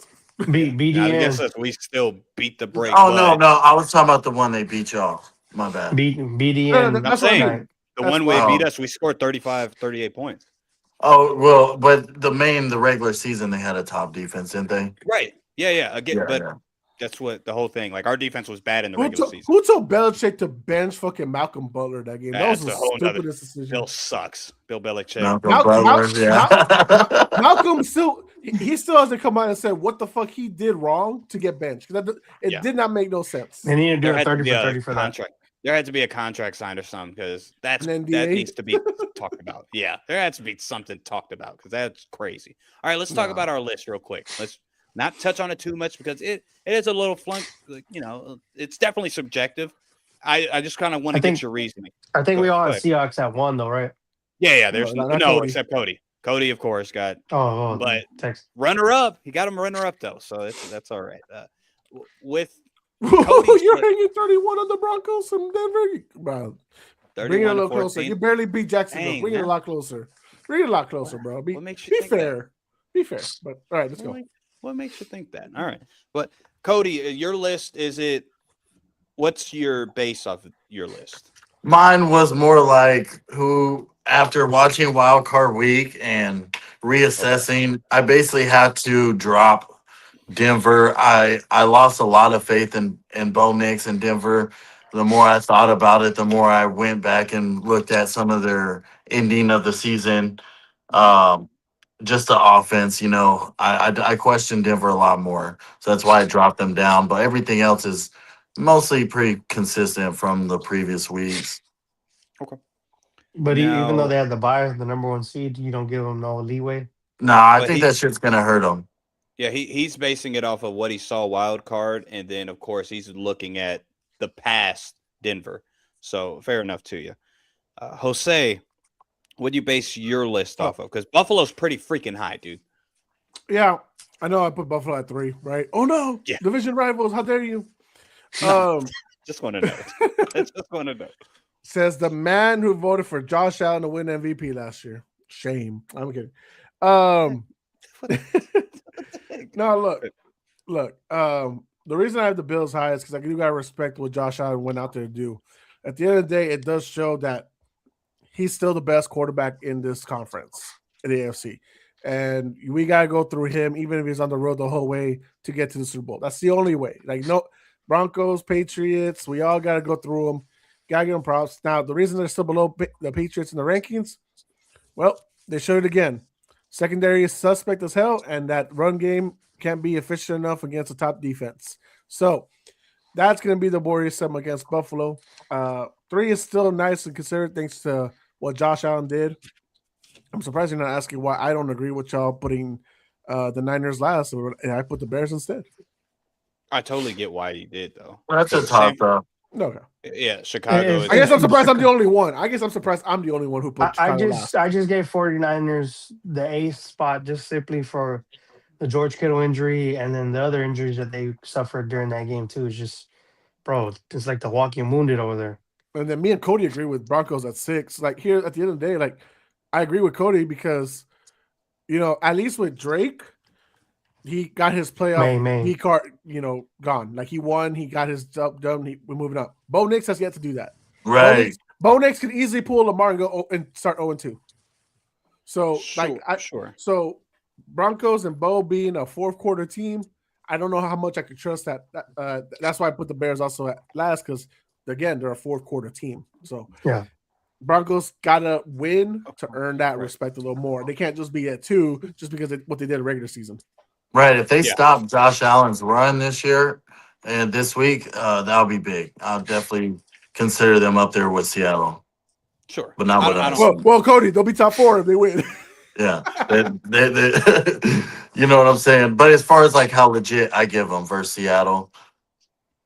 Okay. Yeah. Well, I don't all the way disagree. I went more off of Seattle's Denver, had to buy their top teams. I just left them there. But I understand what how y'all structured it, I guess. Let's see. Rams. Y'all's was pretty basic. Yeah, it is. Well, new. They Yeah, only had well, like 2 teams swap, Rams and Texans. At No, 5 they only went off of or stats. 4 or 5. Sorry. well, not stats. Chicago would be last if I went off of stats. But, all right. Do y'all want to push back on anybody else's, or are we good for division? No, I mean, I understand what everybody's coming from. It's not like Cody. I know Cody was gonna throw his boys at 1. Like I knew. Like we're coming in at when we said top 8. I was like, he's gonna have the 10. Texans at 1. 10 in a row. Yeah, 10 in a row. Got to give it respect. All right, let's go into divisional matchups. The first one, Saturday, is going to be one game, right? 2. It's set 2. 2. It's Both 2 in games on each. both days. Yeah. Yeah. Okay, so it's San Francisco, 3:30. Seattle. I know that's for sure. What's the other one? Niners and Bills and Seahawks. Broncos at 3:30. Bills and Broncos. Okay, thank you. All right, let's start off with San Francisco going to Seattle for the third time. 12 man. We saw what happened literally just a couple weeks ago on this 13-3. matchup. Seattle, and honestly, that score didn't really justify the beating that Seattle That's really what put on. Wait. 13-3. Oh, in Levi. It wasn't even Yeah, in Seattle. Levi It was Stadium. at Levi. Yeah. In Levi Stadium, and San Francisco actually trying to win. It's not nobody could put the aspect of Oh, it's we they didn't didn't even care. bring that up. The teams that rested on week 18 lost in wild card weekend. We didn't even bring that up. Oh, that's a good point. They sure did. Yeah, the Eagles did. Green Bay did. Chargers. Chargers. Oh, okay, cute. Justin Herbert. Oh, you got your little rest. You got your little man. The Texans kind of rested. Texans rested half a game. Yeah, half. You still played. Like they Yeah. rested the whole game. They put like the After starters you didn't even play at saw- all. Right. After Jacksonville, y'all saw Jacksonville winning. You just Yeah, pulled there was no everybody into point. that. Yeah. Yeah, there was no point at that point. So, Yeah. still played though. So San Francisco, Seattle. Damn it, good poll, Jose. You should have said that earlier. That was a good point. Seattle's a favorite by Why not? 7. Just FYI. Yeah, of course, Seattle's the favorite, dude. With the matchup, when we saw the last game, for any nerds out there, Seattle rarely, or at least like 20% of the time, would play cover 1. And so, in my opinion, Shanahan wasn't expecting that. When they played each other, they played cover 1 majority of the time. They rushed 4 and said, all right, Brock, you love to throw it deep, beat us deep. We're going to have all the guys back there for you. And Brock did not even try him. He went under 20 yards almost every single attempt and still didn't play well. So I don't know if the same thing transpires this time. Kyle Shanahan, I mean, you have to, as far as coaching jobs, San Francisco defense and offense, I think, have the best coaching jobs done all year because of what they have, to personnel wise. Let's just say that. With this game, fellas, without saying a winner, is any matchups that intrigue you? Anything to look for? How would you break it down? Whoever wants to. The linebacking core against CMC is going to be really huge this week because I'm like he's been averaging about 100, except for the Seattle game, like over 100 plus total yards scrimmage. So he is the whole game plan for Seattle this upcoming week, especially now. No George Kittle. Jawan Jennings is going to have to play 10 times as more big for this week for them. But CMC against those linebackers, that's the key matchup if the 49ers have any shot of winning this week. And Kyle Shanahan's the new Mike Tomlin. Oof. I wouldn't say that. Kyle wins. I'm like, the they just season. won. They just won a playoff game. I'm like, I Yeah, think I was wouldn't say that. Tomlin Not at all. was like Okay. 1-6 in their last like 7. Yeah, know but what? in You know what? 10 Tomlin- years, he'll be Tomlin has doing a what Super Bowl. Tomlin was doing. Tomlin at least has a Super Bowl. Well, He that's powers what you're players. thinking. Yeah, no, they're not even same at all whatsoever. Got Still a ring. power. Still his ring, not Cowers. It's like Dungy Yeah. with Gruden. Hey, still his ring, not history says who was the head coach. That guy, not the previous one. I hear Long Bong. I saw him in the comments. He is right. Bills also rested, but they won. It was the Jets. Just saying. Come Just saying. on, They rested. We're not talking the about statement. No, Josh Allen everyone's came in for a little JV team bit. would have been the Jets. Everyone I'm like, Josh Allen came in for a little bit, and then he's like, all right, I'm for out. one snap. For the one snap. Right. What? No, that doesn't count. No, that doesn't count. But okay. He wanted to be on the stadium. I mean, I want to see Brock Purdy versus the D line of Seattle. Likewise. Tank Lawrence. There you go. Thank you. Okay, so with Miss you. Seattle, they typically rush 4. Just their secondary, just like Houston, but y'all blitz a little bit more. They have don't. the secondary. No, I think a little bit more. I don't know for sure. Let me look that up, actually. I'm But- pretty sure we blitzed less than anybody. Here, I'll say this. The difference between this week's matchup in the divisional round versus Week 18, Trent Will is back. He wasn't there for that Week 18 It's matchup. huge. That's going to be the difference maker. Sure. But of course, the opposite side is they lost George Kittle. He won't be here this time either. So it's going to be gained a blocker, Tunges. lost a blocker. yeah, exactly the best blocking Tunges. tight end probably in history of Well, NFL. Tunges is pretty good though, but go ahead. Yeah, I mean, look, at the end of the day, I think this Seattle defense is going to be too much for Brock Purdy in the offense. Sure, they'll put up more points, probably more yards. It all comes down to at the end, Sam Darnold. Mhm. Do you still see ghosts? What can we get over this dumb shit? Like, come on, dude. Like, they brought you in, you got the first seed, you won the division. The jitters are out. Like, let's get out there because you can't lose to your division rival at your home.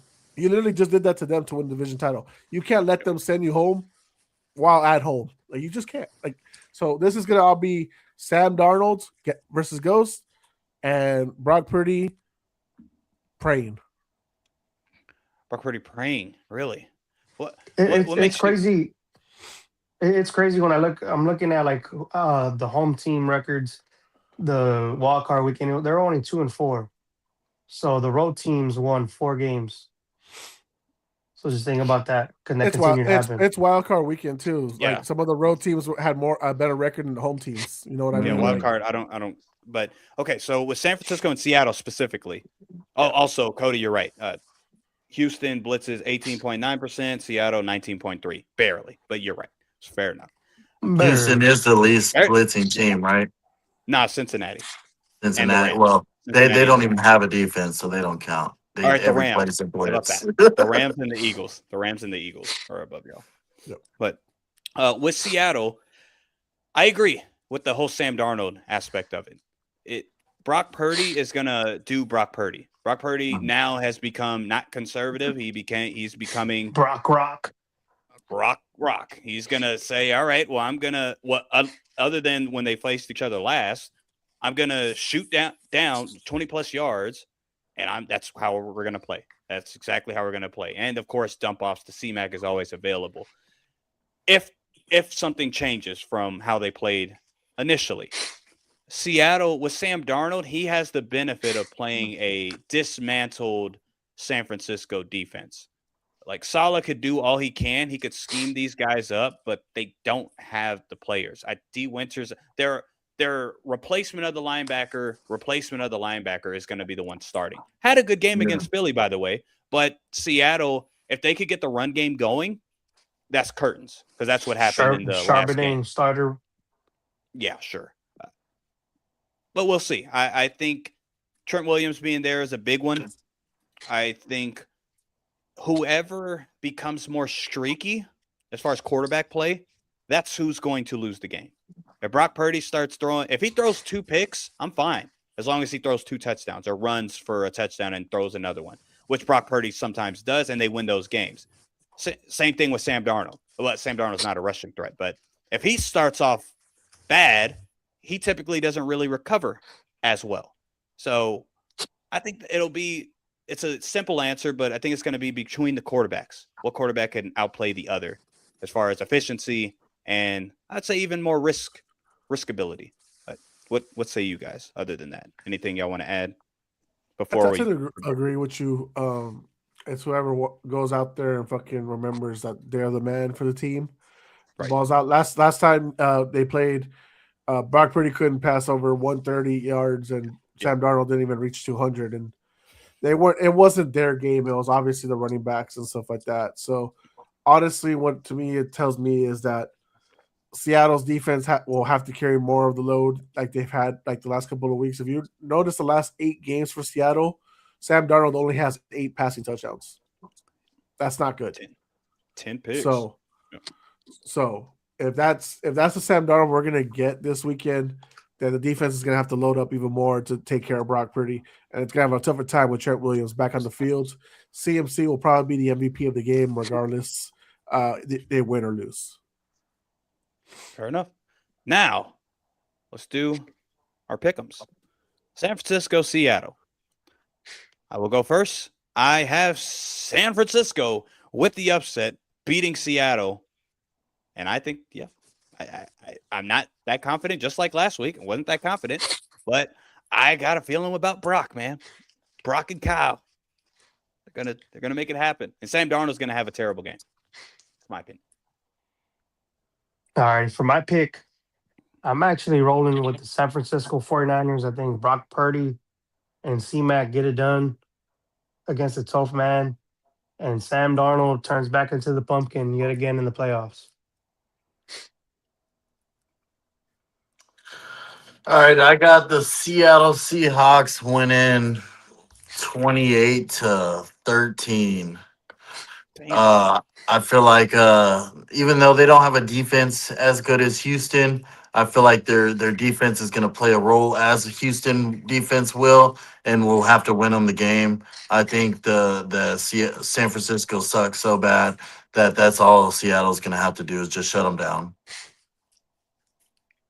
Yeah, I'm gonna go ahead and take Seattle as well. I'm gonna go actually with the score of 24-23. I think it'll be a late field goal kick to win the game for Seattle.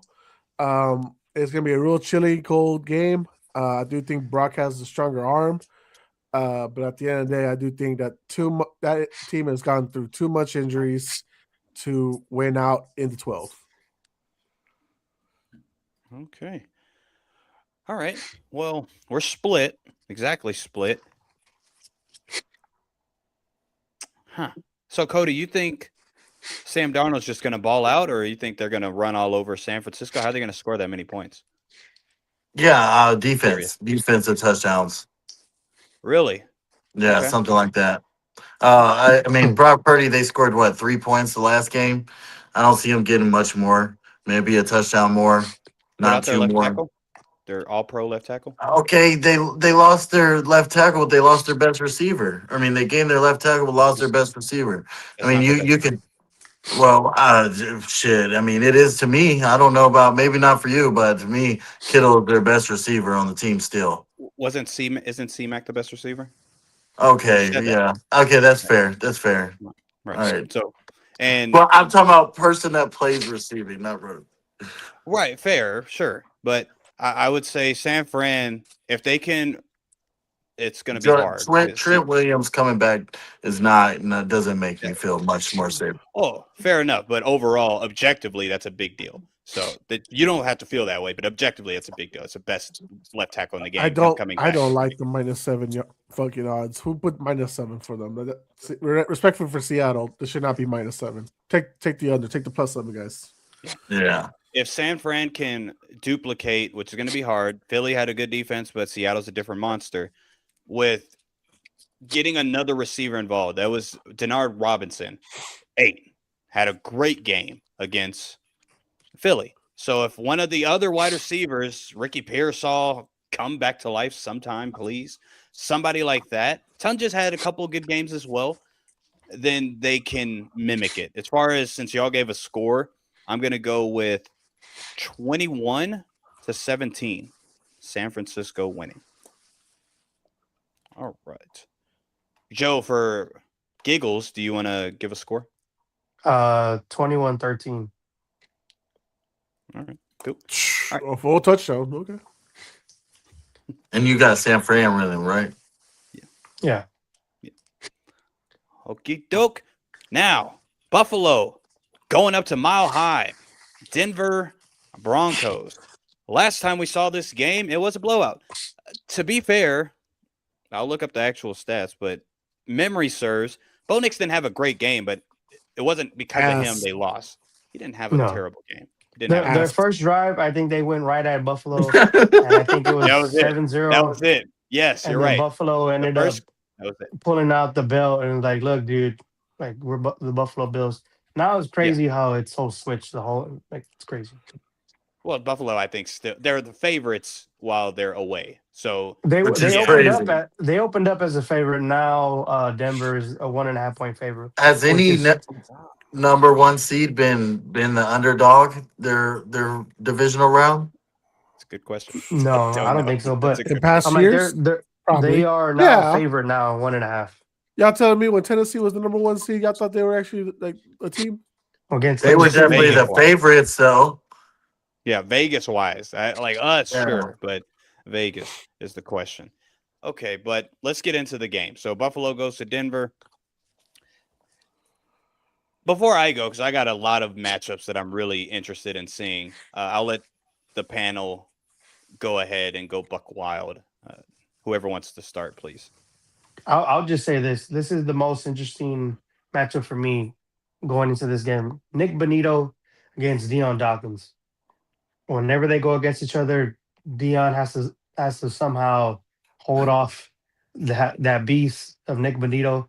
If he can hold him off and just allow some pressure, maybe even a couple hits, that will lead for Buffalo to win this game.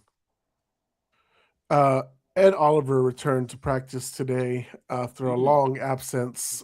We know how big and efficient he is for that defensive line for the Buffalo Bills.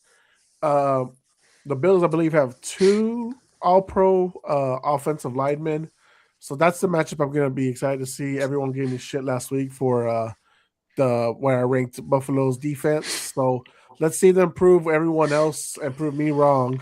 And let's see that battle against the Denver Broncos offensive line. Can they get to Bo Nix? Can they disrupt the whole game?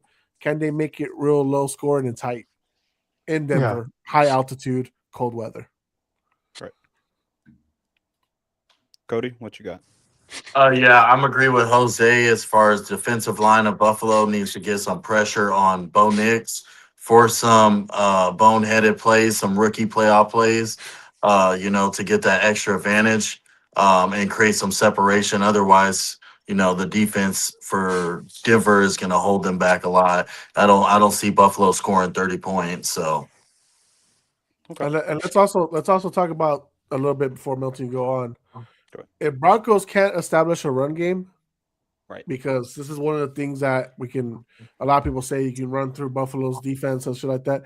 With RJ Harvey, I know there's no J.K. Dobbins. If you can't establish a run game, if it's just check downs and all that stuff, then Bo, you're gonna have a long day, buddy. Yeah. mhm. I I couldn't see agree more. that. I see that happening actually. They have to, like, there's no question. They have to get the running game. And I'm pretty confident they will. Don't get me wrong, RJ Harvey, he's one of the top guys in yards before contact. Hence, the offensive line is good. But he's one of the worst in yards after contact. Hence, he's not that great yet at running the ball. So, it depends, I guess. However, Buffalo's defense is not that, Jose, like I said last week, is not that bad except against the run. The run, it is terrible. They allowed like 200 something yards against Jacksonville. Both of the running backs averaged more than 5 yards a carry. Jacksonville, all you have to do is keep running it. But Right, you still couldn't win, you dumb fucks. Jacksonville, that's coaching. But don't do that again, please, if you're back at it. But with Denver, they have to get the running game going. And what's a positive for Denver is RJ Harvey is one of those dual threats. He is good at catching in the backfield. And guess what? Buffalo has terrible games against running backs that can catch the football as well. So it's a dual thing. They have to get RJ Harvey and McCullough. Is it McCullough? Jahlil McCullough? I think McCullough. Whatever. The other running back there. They have to get both of them involved to really win this game. Josh Allen's going to do Josh Allen things. The offensive line will play, I think, well enough. But with both AFC matchups, you have at least this year, a top-tier quarterback going up against the first or second best pass rush. You know what I mean? So with this pass rush going up against this offense, Josh Allen, at least thus far, is pretty good with pressure. If you pressure Josh Allen, well, if Josh Allen has a say in it, he'll still get something done. And then if you don't pressure Josh Allen, you're in for more trouble. So Bro said he's first or second. Well, what I mean, before getting into our game, is Houston and Denver have the best pass rushes. Both. That's it. Both of them had the best pass rushes. So going up against two of the quarterbacks that this year are top level quarterbacks. So that's all I meant by that. But yeah, so I think it's going to come down to, can Denver get their running backs going? If that's running the ball, hopefully, or at least passing the ball, because that is the weakness of Buffalo's defense. And if that becomes the game, then I like Denver's chances. If they can't get that going, yeah, I'm with Jose. Most likely it's going to be curtains for them. Denver has to make it as ugly as the Buffalo game against Philly. Denver has to make it that ugly. That is literally, for me, the only way. If you can't shut down Josh Allen, then you cannot win this game. You can shut down James Cook, but they can still win. But if you shut down Josh Allen, then you got the real good shot. You got to make it as ugly and dirty as Philly did to Buffalo. Right on. Okay, now let's do some pick'ems.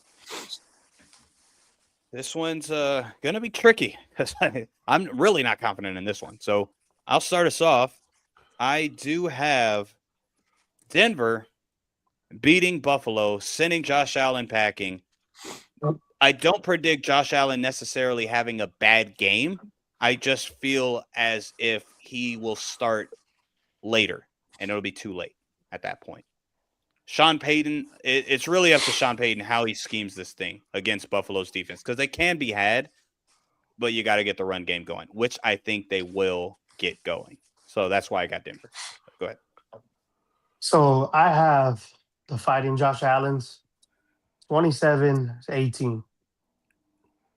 Oh, shoot. I didn't put a freaking thing. All right. Go now. Go now. Yeah. I have – hold on. Let me write that down. What score did you have, Joe? 27-18. Damn, 27. That's too much. That's a little much. Yeah. I guess it depends on how fast he scores, though. I feel like if he hangs 2 touchdowns first quarter, ooh, fuck. It could be trick because Denver's. That's what I feel like. I feel like Buffalo's gonna come out strong. I think Denver's gonna play real tight after that, and it's gonna be like the Boo Birds will come out and come on, bro, like get on it. And I feel like the defense will end up holding them to an extent, and I think Denver makes a late surge, but then it's like too little, too late. That'll be a good story because most game-winning drives this year is from Bo Nix and the Denver Broncos. So. Right, we've been having a lot of games this year where they have game-winning drives. This game probably going to be won off the first drive. Good. Okay. Score-wise, I got Denver winning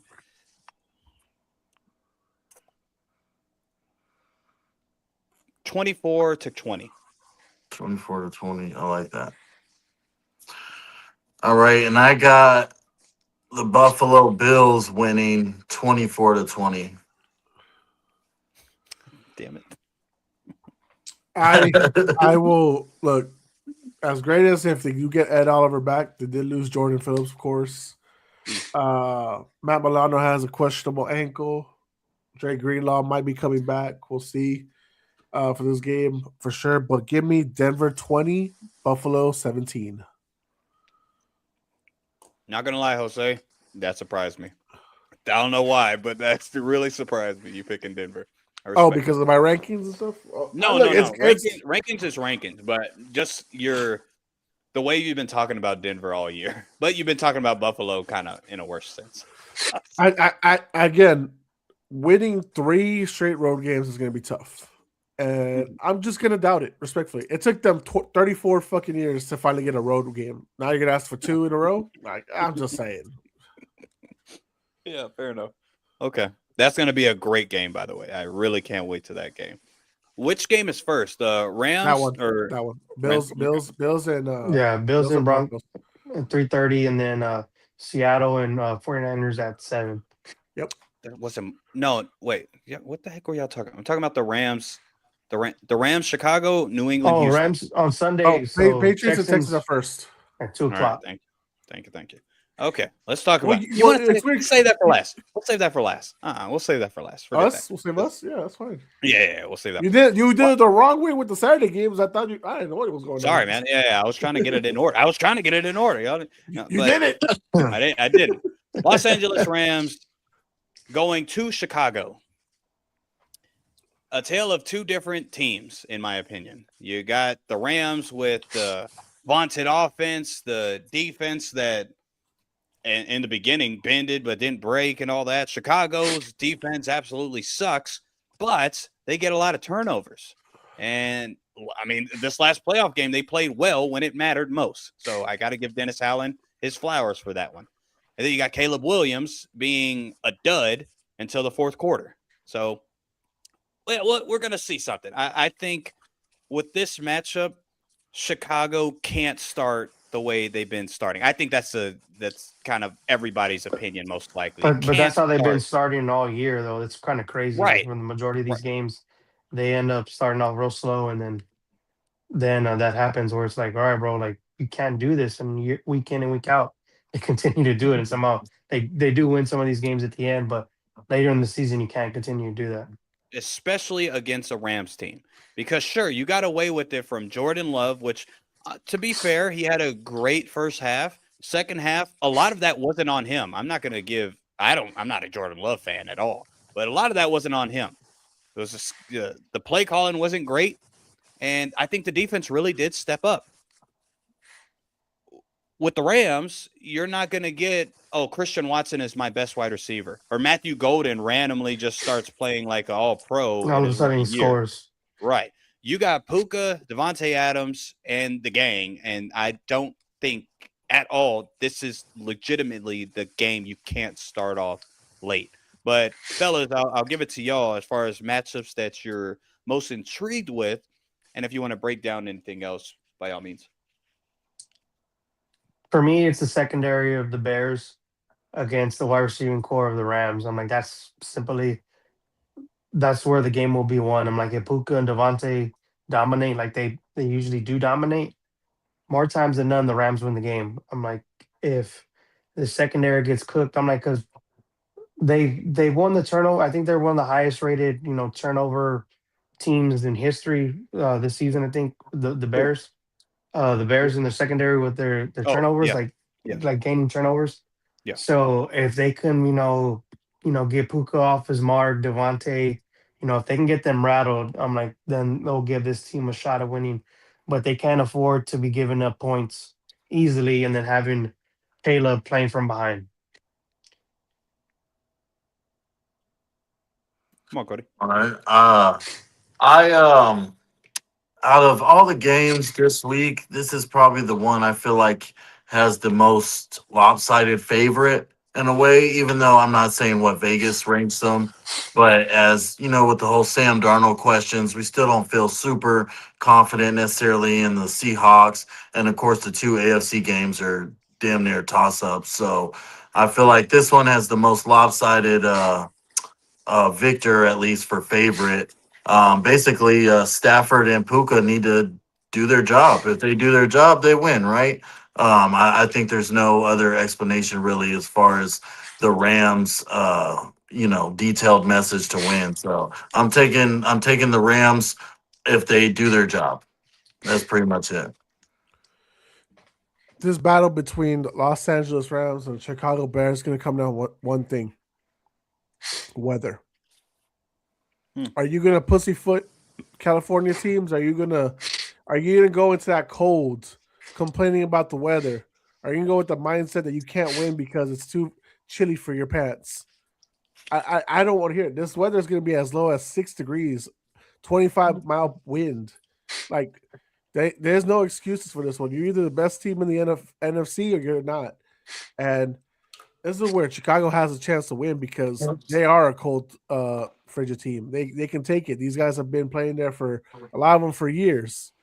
And Ben Johnson's not afraid to tell y'all, go fuck yourself. So look, I need LA to come out here and play better. They started out hot against Carolina, but look what happened. Carolina came back on them. Like they were good. Then what happened? And then it was a tight matchup the rest of the way. Chicago, You're right. They can't start slow. Caleb, you cannot start slow. That run game's got to be established quick, early.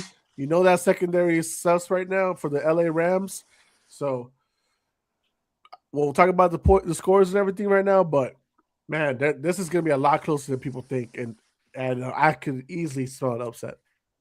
Okay, I think this is going to be the most high-scoring game of the divisional round, and I do think it's going to be close as well. I don't think it's going to be a blowout whatsoever. It could be, of course, but I don't think it will be due to the weather and the fourth quarter heroics of Sir Caleb Williams. Now, let me see. I thought I saw a comment. The Bears didn't even get a turnover this week, but still won. Sure, against Green Bay. Good for you, Chi-Town. Good for you. All right, let's get into score predictions. Well, not score predictions. Winner and score predictions. Let's do that. I have the Rams beating the Chicago Bears at Chicago. Didn't have a score, but let me get one for you. I have the Rams beating Chicago probably 27-19.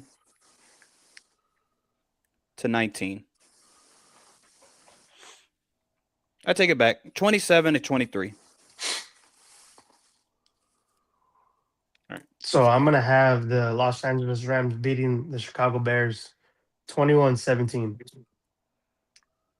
You got who winning? Sorry. The Rams. Okay. 17. For me, lopsided victory comes with lopsided upset. Give me the Bears winning 28-27. I like that. Oh, that happens, man. I mean, cinema. That's gonna have to be cinema right there. Go ahead, Cinema. I'm going with the upset too. Oh, whoa. Give me the Chicago Bears at home. Fourth Chicago. quarter rally one more time. One more time. 27-23 Chicago. I want Texans and Bears Super Bowl so CJ can sun his ass again. That's so funny. That is hilarious. I bet you do. You petty ass motherfucker. I'm like, if that were to happen, we're gonna see another. I'm like, if the Bears end up winning again this week, we're gonna see another video of Alex going crazy with him and the family and stuff. I loved it. I love seeing that. Hey, Chi-Town, in the comments, please give your score prediction, unbiased, if you can. If you can. I was waiting to see if I was gonna see Jose in that video of the Bears. Like, where why would I go? They don't invite me. I don't know. I don't know if he would have invited you to like a carne asada. I'm like, no, it was. Well, I was working that day, and it was that night. It was our but it was our. Okay, I'm not driving to Pleasanton at night for by myself for shits and giggles for a Chicago game. Okay, I'm not gonna do all that. Come on now. That's like me saying, "Hey, Alex, come on over here. Come a bunch of Patriots with me, brother." You don't care. Yeah. Like, why would I care about Chicago? Like, you wouldn't care. All right, now the game we all been waiting for, huh? The game we all been waiting for. Let's talk about it. Shouting match for no fucking reason. Yeah, let's do it. Let's do it. So we got Houston going up to Foxborough, playing the New England Patriots. Now playing the New England Patriots of yes, the AFC East against the AFC North Houston Texans. AFC South, Joe. Jeez. You try to put on the voice, and then you got it wrong. Come First of all, we are the AFC East and the NFC South champions. Let's get it right, okay? That's funny. We swept the South. Funny. It's pretty funny. Yeah, we did, actually. Yeah. All right, let's talk about it. Patriots, Houston Texans. You know what? I really want – yeah. Should I let's – it's two Patriot fans that are very expressive. I'll go first. Cody, you can – make your own thing up, refute me, and all that, and then Jose. I'll get sandwiched. Yeah, y'all start off strong, get it end off strong too. It's gonna be a Patriot Texas sandwich. Like two Patriots on the outside. As you can see, Cody, I didn't even make the order. All right, I don't give a Actually, Joe. Just in case I agree with some Joe's point, I could just piggy off of Joe. Joe, break this game down, maybe the matchups and all that, and then we'll kind of I'll go off of your vibe, dude. So. The big time thing for me, Will Campbell, big time playoff game right now. against that vaunted Houston defensive line. How does Will Campbell fare against Daniil? What side does Daniil or Will Anderson go He's on, gonna Cody? be dealing. They don't Go ahead. fucking care, bro. They're gonna Yeah, swap they sides don't either care. way. Do They they change swap? it. I don't know if they go like They one swap. side, They one They swap. side. Yeah. They do. Okay, because I know sometimes they just keep guys on certain edges. So that is the big time key matchup. Will Campbell needs to be able to, win at least 70% of that matchup.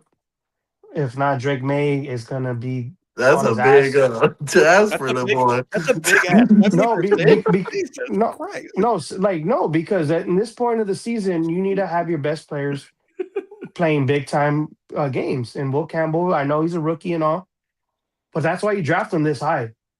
Shout That's out why that boy Willie. so he has to play big. Drake May has to have that clock in the back of his head.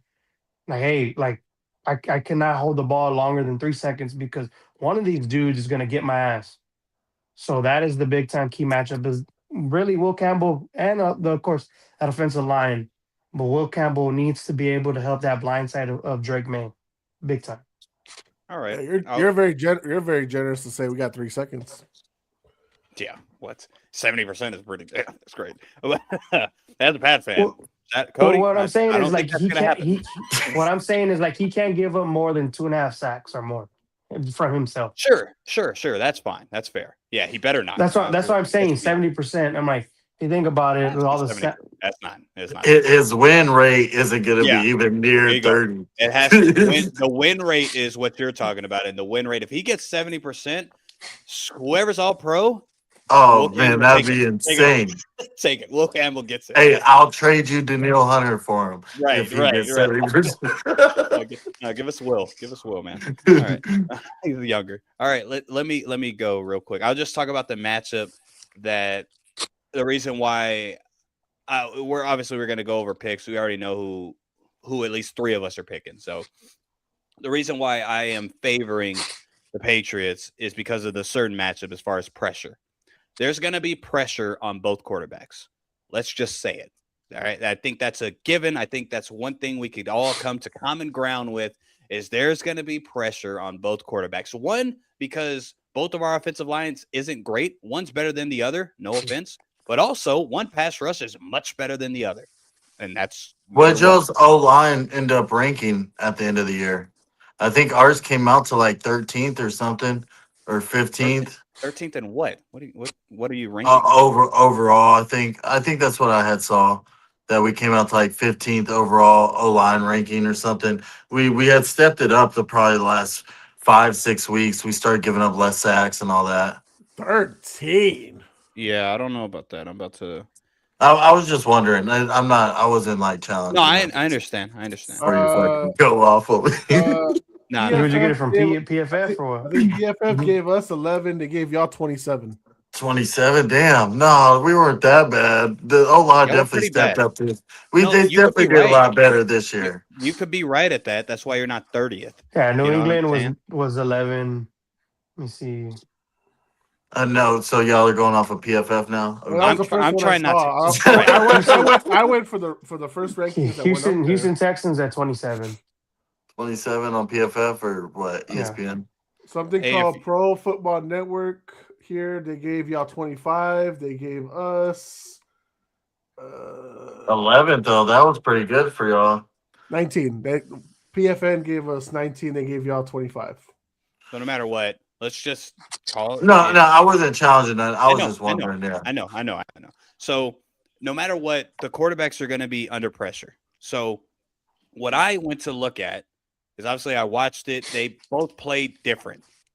Both of them, as far as quarterbacks, CJ Stroud, Drake May, both of them play very like they have high anxiety when they are being pressured. They both play that way. However, as far as like fumbling the ball and all that kind of stuff, that both of them do that.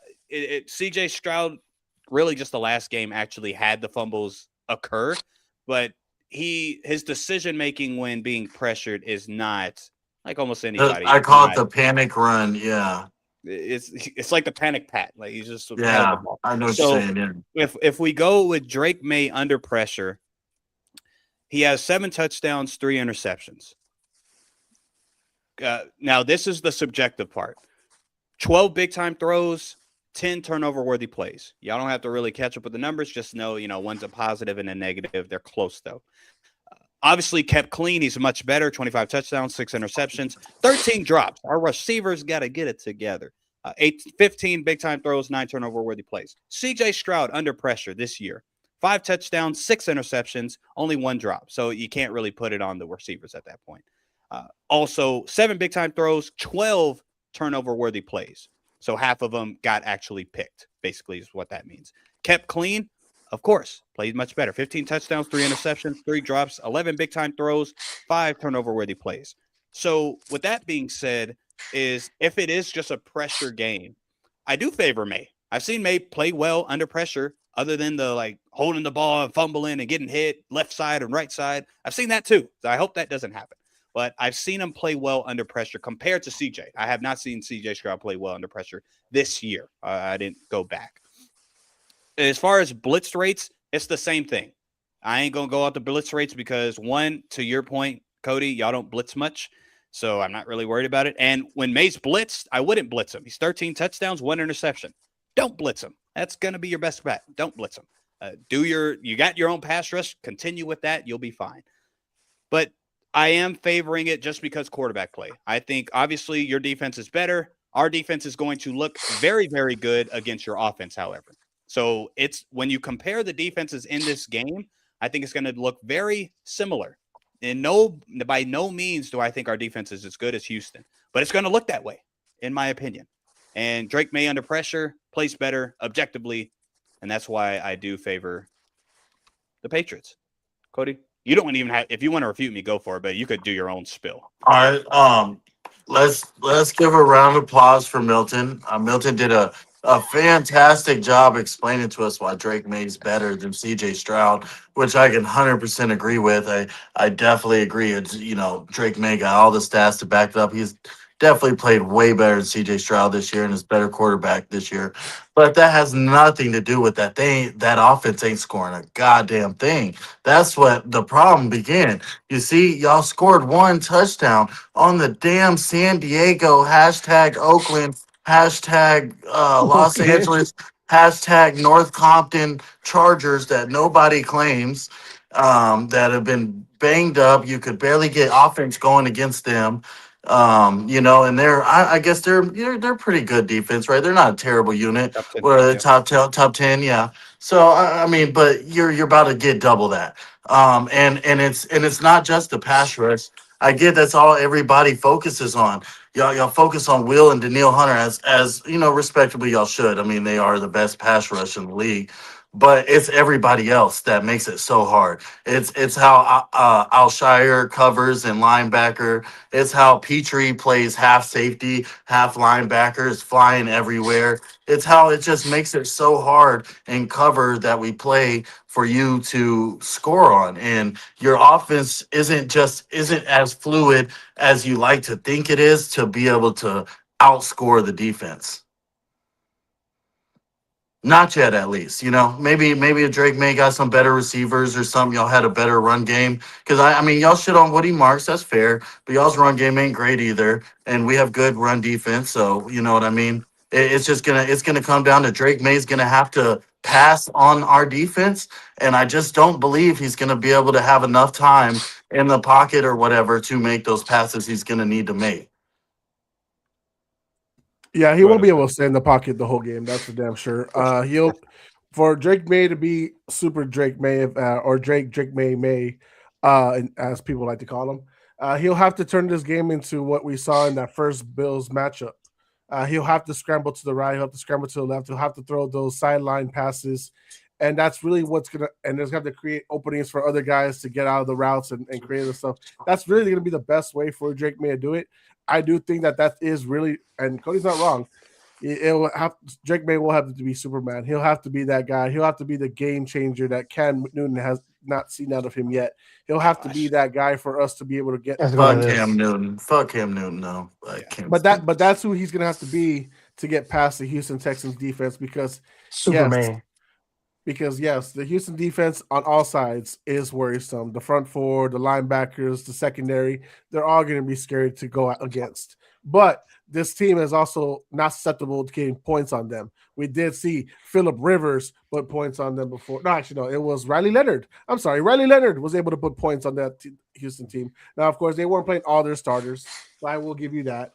But nonetheless, we have seen there has been times, not a lot. Yeah, that was the only time. What Trevor about Lawrence. what about Trevor Trevor? Lawrence. What about Trevor? Trevor when he put Lawrence. 21 Yeah. on? Okay. Yeah. That was at the beginning of the season, and once we got rolling, That was like week it, 9. it hasn't week been 10. the same. Week 10. Week 10? Week Yeah. 10. Okay, week 10. Yeah. Okay, week 10. That was not the beginning of the season. But No, nonetheless, early it in. is possible. Oh, the audio went out. Yeah. I'm not Audio. saying it's incapable, and I'm not saying we're gonna put higher away. Yeah. Go Yeah. back. Reverse. We didn't hear part of you. Ooh. No, I hear you now. So, You're fine. Yeah, we just went. I'm not okay. So to go back to what I was trying to say, rewind. It's not. I'm not saying we're gonna go high scoring on y'all. That's not gonna be possible. There's just no way. No. Respectfully, but I also don't think y'all's defense is gonna be putting up 2-3 touchdowns like y'all are saying it's going to. Wild card weekend's one thing, but also that is also fragile old ass Aaron Rodgers. He could not go anywhere. He got squashed by his own guys. His leg got turned up by his own linemen. Yeah, that's how pushed back they were getting. Drake May will be able to escape more of those situations. Now, will he maybe have a turnover or two? Sure. I'm not going to say Drake's been perfect on handling the ball. He has not been. He's fumbled a lot that I haven't liked, and he's turned it over sometimes. Now, to be fair, that interception, that was just a great play by the defensive lineman who went back into the line of sight and blocked that pass. Yeah. Now, otherwise, whatever. But I do think it's going to be a low-scoring game, very tight, and I do think Patriots just edge it out. But I'm not saying either side is going to blow out. That's just not going to be possible in this matchup. Yeah, unless you're right and y'all scored on defense. Yeah, maybe then. I mean, a part too that the defense scores in a way that isn't a takeaway is the field positioning. Our defense is going to win a lot of that, and it's going to set CJ Stroud up for a lot of short drives. Short field, yeah. Yeah, could be. Now, We'll here's the other thing that you haven't really thrown in there, and I mentioned it briefly, but I don't think you've really talked about. I don't think you're going to have Nico Collins in this game.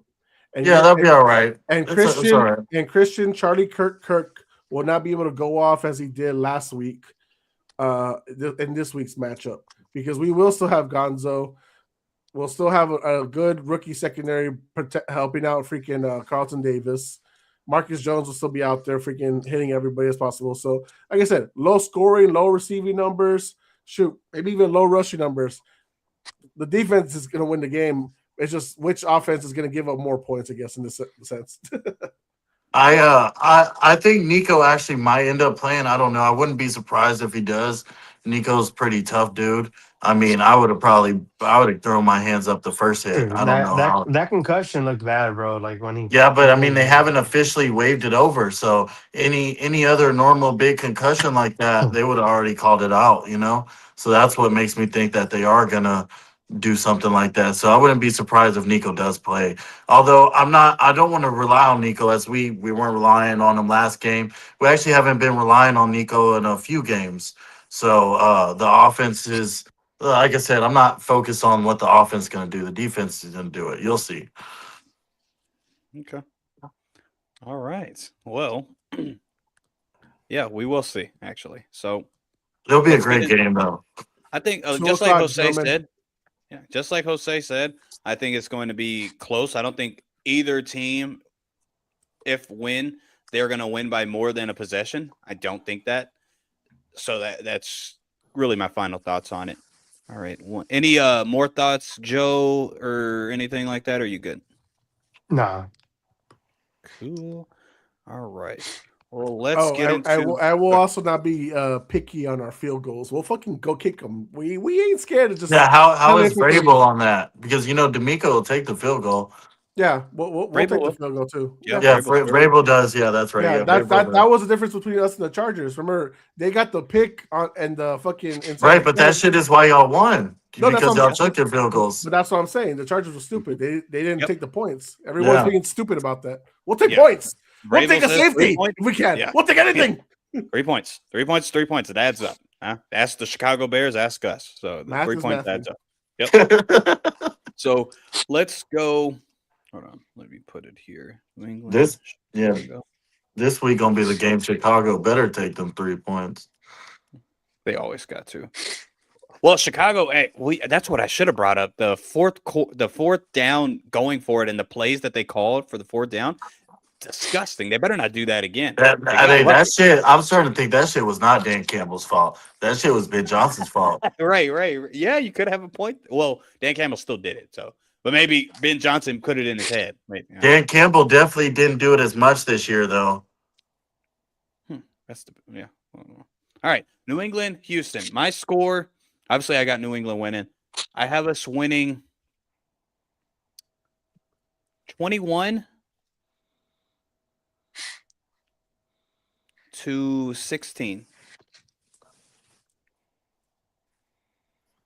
Inwards. Alrighty.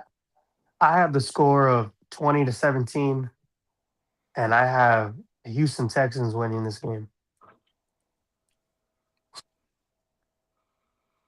I got a score. I got Houston Texans winning, of course, and I got a score 24-13. All right.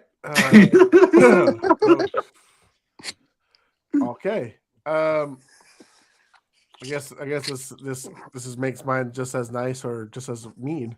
Good. I have the Patriots winning 17, Texans 9.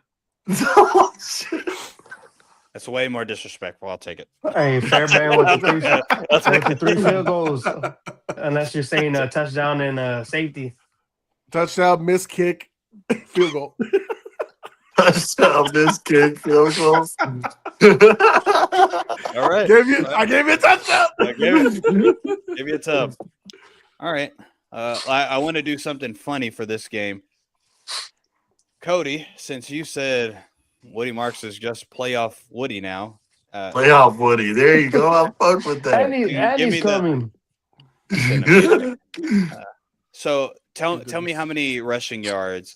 You don't even have to say just Woody. Say your overall Houston Texans. How many rushing yards are you going to run on us? No. Woody will drop a bill again. Oh, that's crazy. Yeah, let him. Yeah, Woody's gonna drop a bill again. Okay. As long as he's not injured. Let me say that. You know how it be when they come up if he has injury before a game or he starts limping at the 99 mark. Is that what you're saying? Yeah. It doesn't count. At least he doesn't trip over the O line like Ramondre. Hey, Ramondre was cooking the Chargers. Yeah, he would. All right. Well, Joe, that surprised me. What has you confident on Houston? I just think 20 Drake points. May against his. It's the only way Josh Allen wins the Super Bowl. What? Wow. You think Bills beat us? He does, actually. So He does. Secret. Bracket. Saw his bracket. He does. So I'm like, eat that. I just think this defense is going to smother their offense. It's then, Drake May is going to make a couple plays.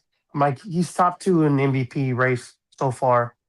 He's played great this season. I think he's going to try to bring the team back. I just think at the end of the game, it'll be too little too late, and this defense is just going to be smothering. I think the Texans maybe score because I had them with 20 points.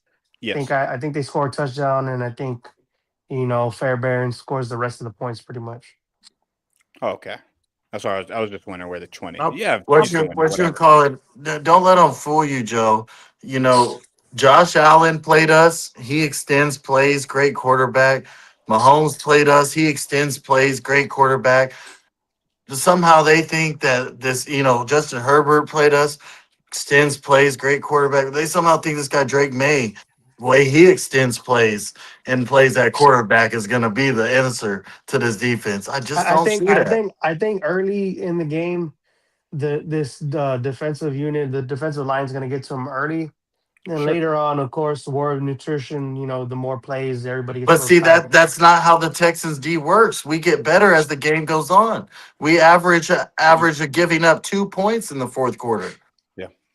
Yeah, that's true. Cody's correct on that. They play better the longer the game goes. Yeah, we get more hype the more we take that motherfucker down. Especially when you take the ball. Yeah. Especially when your defense actually is playing well. They just get hyped off each other. So Dude. yeah, I got you. Let's go! Yeah, right. I ain't delusional. I feel like how this your is going to defense be the most like grimiest, ugly game, like winning the course. trenches type of Yeah, game And- this week. and let me 79. Let me say this as a disclaimer. As a Texans fan, as long as I've been watching Houston football and whatnot, I never really felt this confident in the Texans ever in the playoffs as they got in this defense and this team. So I know y'all as Patriots fan, y'all are used to winning.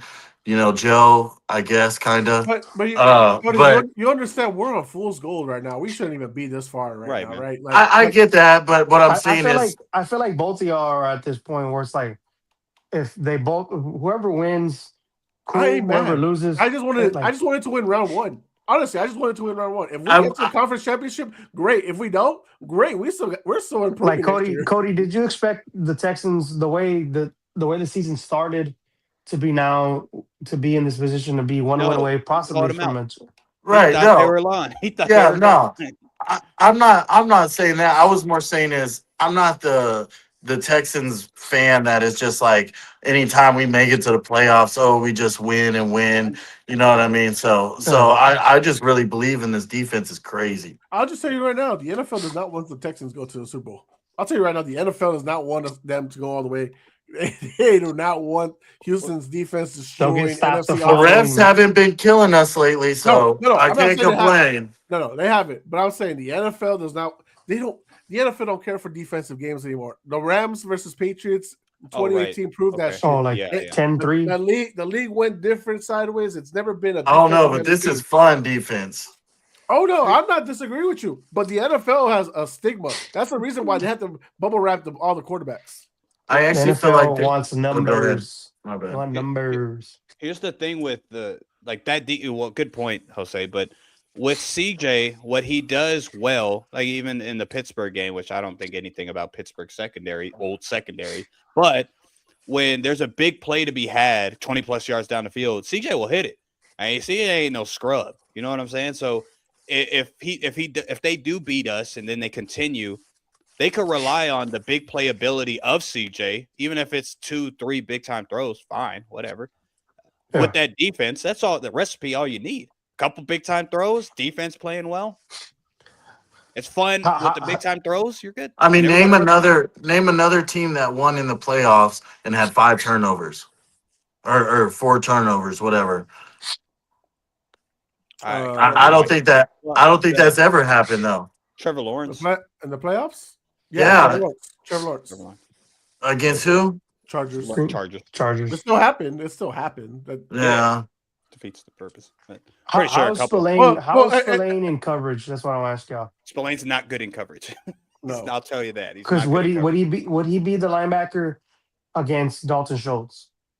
No. No. No, they probably it depends on what formation they have out there. Sometimes Yeah. Mapu comes in. It just depends. They're scared. I love the way they bring the way that they structure. Well, at least that's in the one of last the game, it's where it's going to be. that's one of the mini matchups I want to see is how is Dalton Schultz guarded against these linebacking cores. If Kincaid's playing, I'm more worried about Kincaid than Schultz.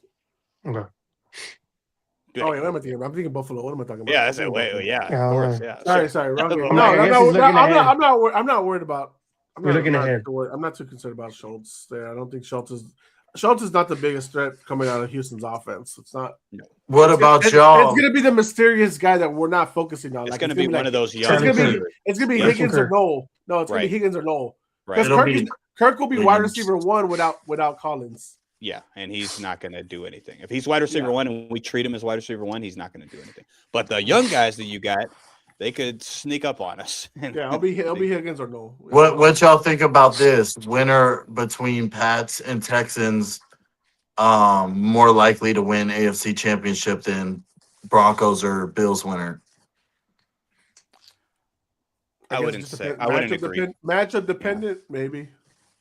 Don't- Yeah, y'all feel like Yeah, Bills like- or Broncos still but- have a but better it's- chance? No, because It's harder to beat a team twice because I'm like, if the Texans win or the Pats win, then the Bills. If It's the the same Bills would thing beat for it's the same for the Bills to beat us twice. It'd be the same yeah, that's what thing. I'm saying though. Like it's hard to beat a team multiple times.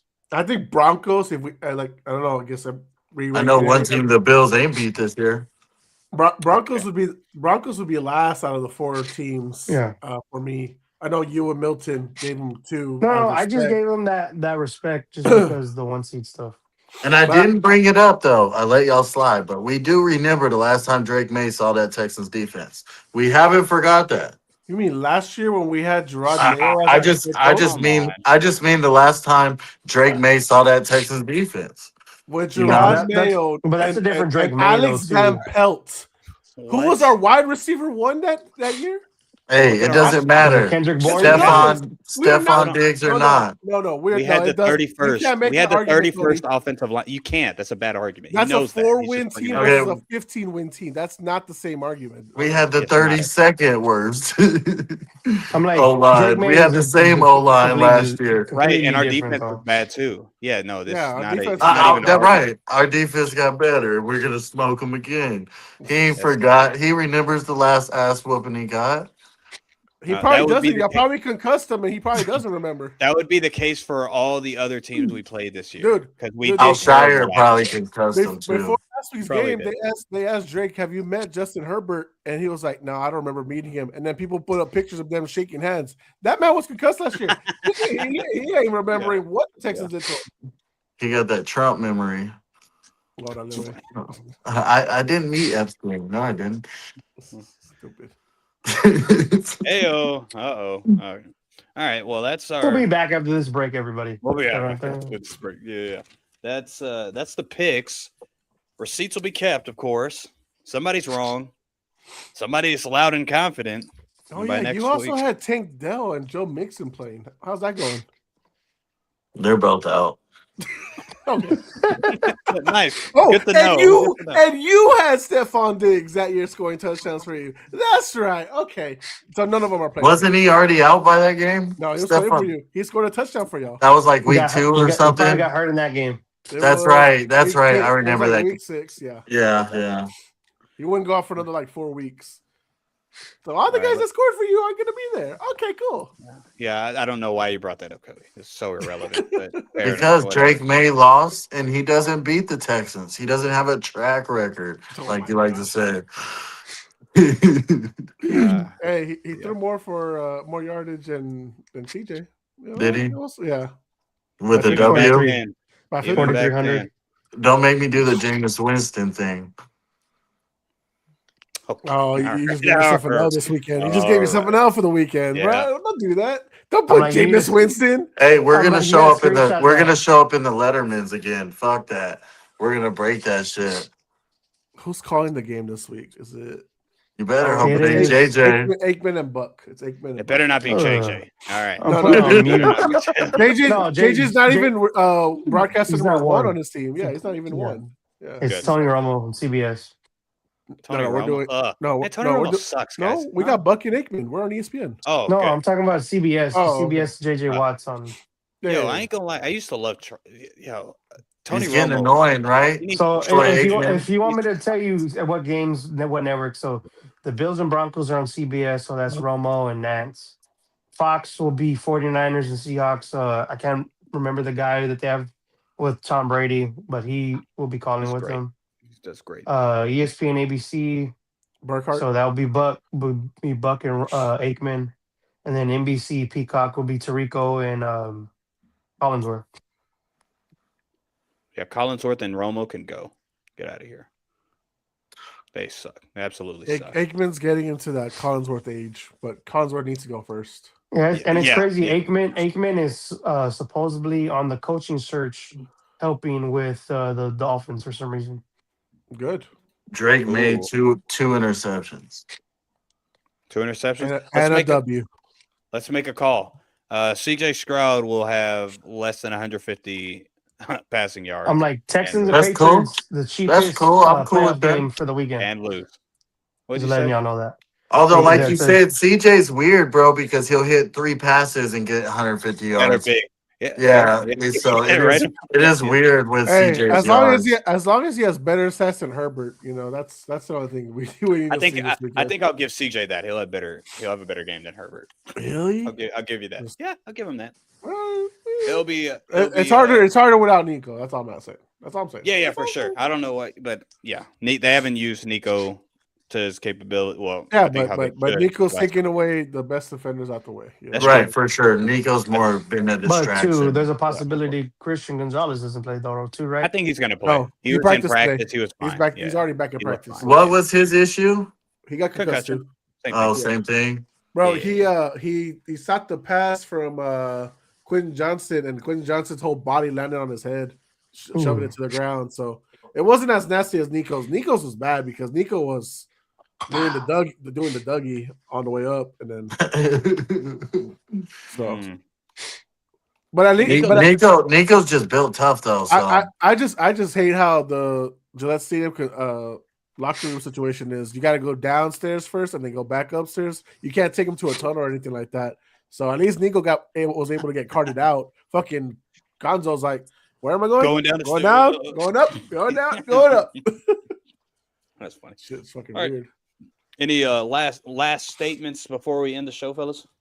I can't fucking wait. For real. I just bro. realized I took Great all Sunday. wrong teams. Yeah, you're fucking crack. I just realized with the fingers like this. Taking the San Fran shit I has am the got me sports fucked man, up. and I am on the road. I believe in the road. The Yeah, San Fran shit. Don't get me wrong, Cody. Just like last week, I'm not confident in that, but Hey, I think Brock's I, gonna I picked all the outduel. games right Yeah. this week. I think I'm on a roll. What if you Yep. go 0-4? Yep, all that, Joe. You got to just keep it on. I've mentioned it one time. I'm like, if I go 50-50, I'll be okay. No, 0-4. Well, I hope not. Well, yeah, actually, I No, hope he you went missed one against talk us. about Yes, he I went know. against I us. got it. Oh. I got it. My bad. But Come San on, Fran. Milton, get it No, right. San Get Fran. it right. All right, It's you're right. Mayday. Yeah, Hey, we Drake, really Drake, finna go to the Super Bowl, fool. Hey, I'll be honest You with you, better Cody. hope y'all don't lose, Cody. Hold on, Milton. Hold on, Milton. Go ahead. Cody, if y'all beat us, I hope you do. We're going to the Super I Bowl hope you after do. we beat y'all. I hope if it's the Bills or Broncos next round, you smack the shit out of them. I'll cheer for whoever beats us, unless it's Buffalo. Unless Yeah, that's what I was Unless it's saying. Like, Buffalo. you cheer for Buffalo? unless it's Buffalo. So it's definitely for Houston, maybe Bronco for Trey, and then fuck you, Buffalo. That's it. Y'all feel like the AFC might be winning the Super Bowl now? No, it's still tough. I don't know. It just depends. Let's see how what the Rams matchup play. is. Let's see what the matchup Yeah. is. I want to see how the Rams play this I'm like, second if week. If it's Chicago and Texans, I don't know what the fuck that game's gonna be. Oh, that'd be the Texans all day. Stop it. No, I'm just saying I don't know what it's gonna be. I don't know what am I predicting? I'm like, if that How would does have Chicago happened, get here? I'm like, does Chicago have fourth quarter heroics? Yeah, that I'm just like, keeps if that happening. Is happens, it the 55 to Bears 0? and Texans. I feel like the Col- Texans match up good against all the NFC teams. How'd y'all Except go? the Rams. How was your record against the NFC this year? Oh, I don't know. Those That's a are good question. I guess those are hard questions. Lost to the NFC Rams. lost to to Tampa. Lost to Tampa. That's it. Beat They beat San out- Fran. Them boys only bring the losses up. Hold on. You That's beat what San I said. Fran. That's it. You lost to Seattle.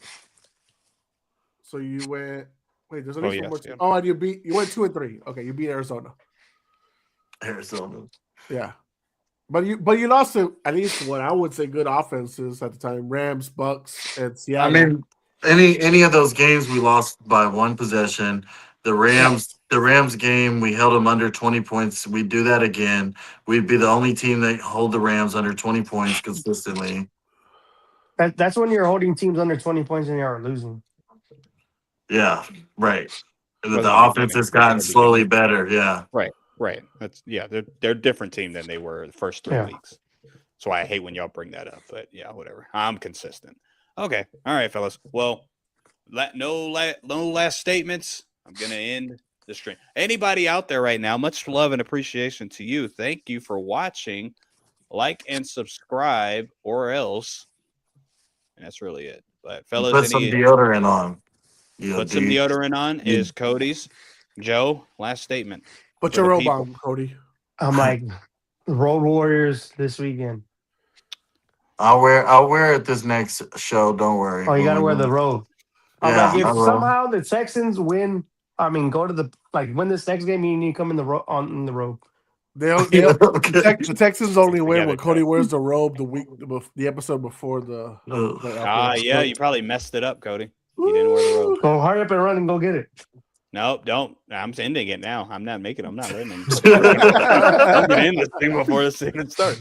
But Cody, you better hope, because you've been louder than Jose. So you've been the most talkative. So you better hope y'all win, because next week you better be here too if y'all do lose.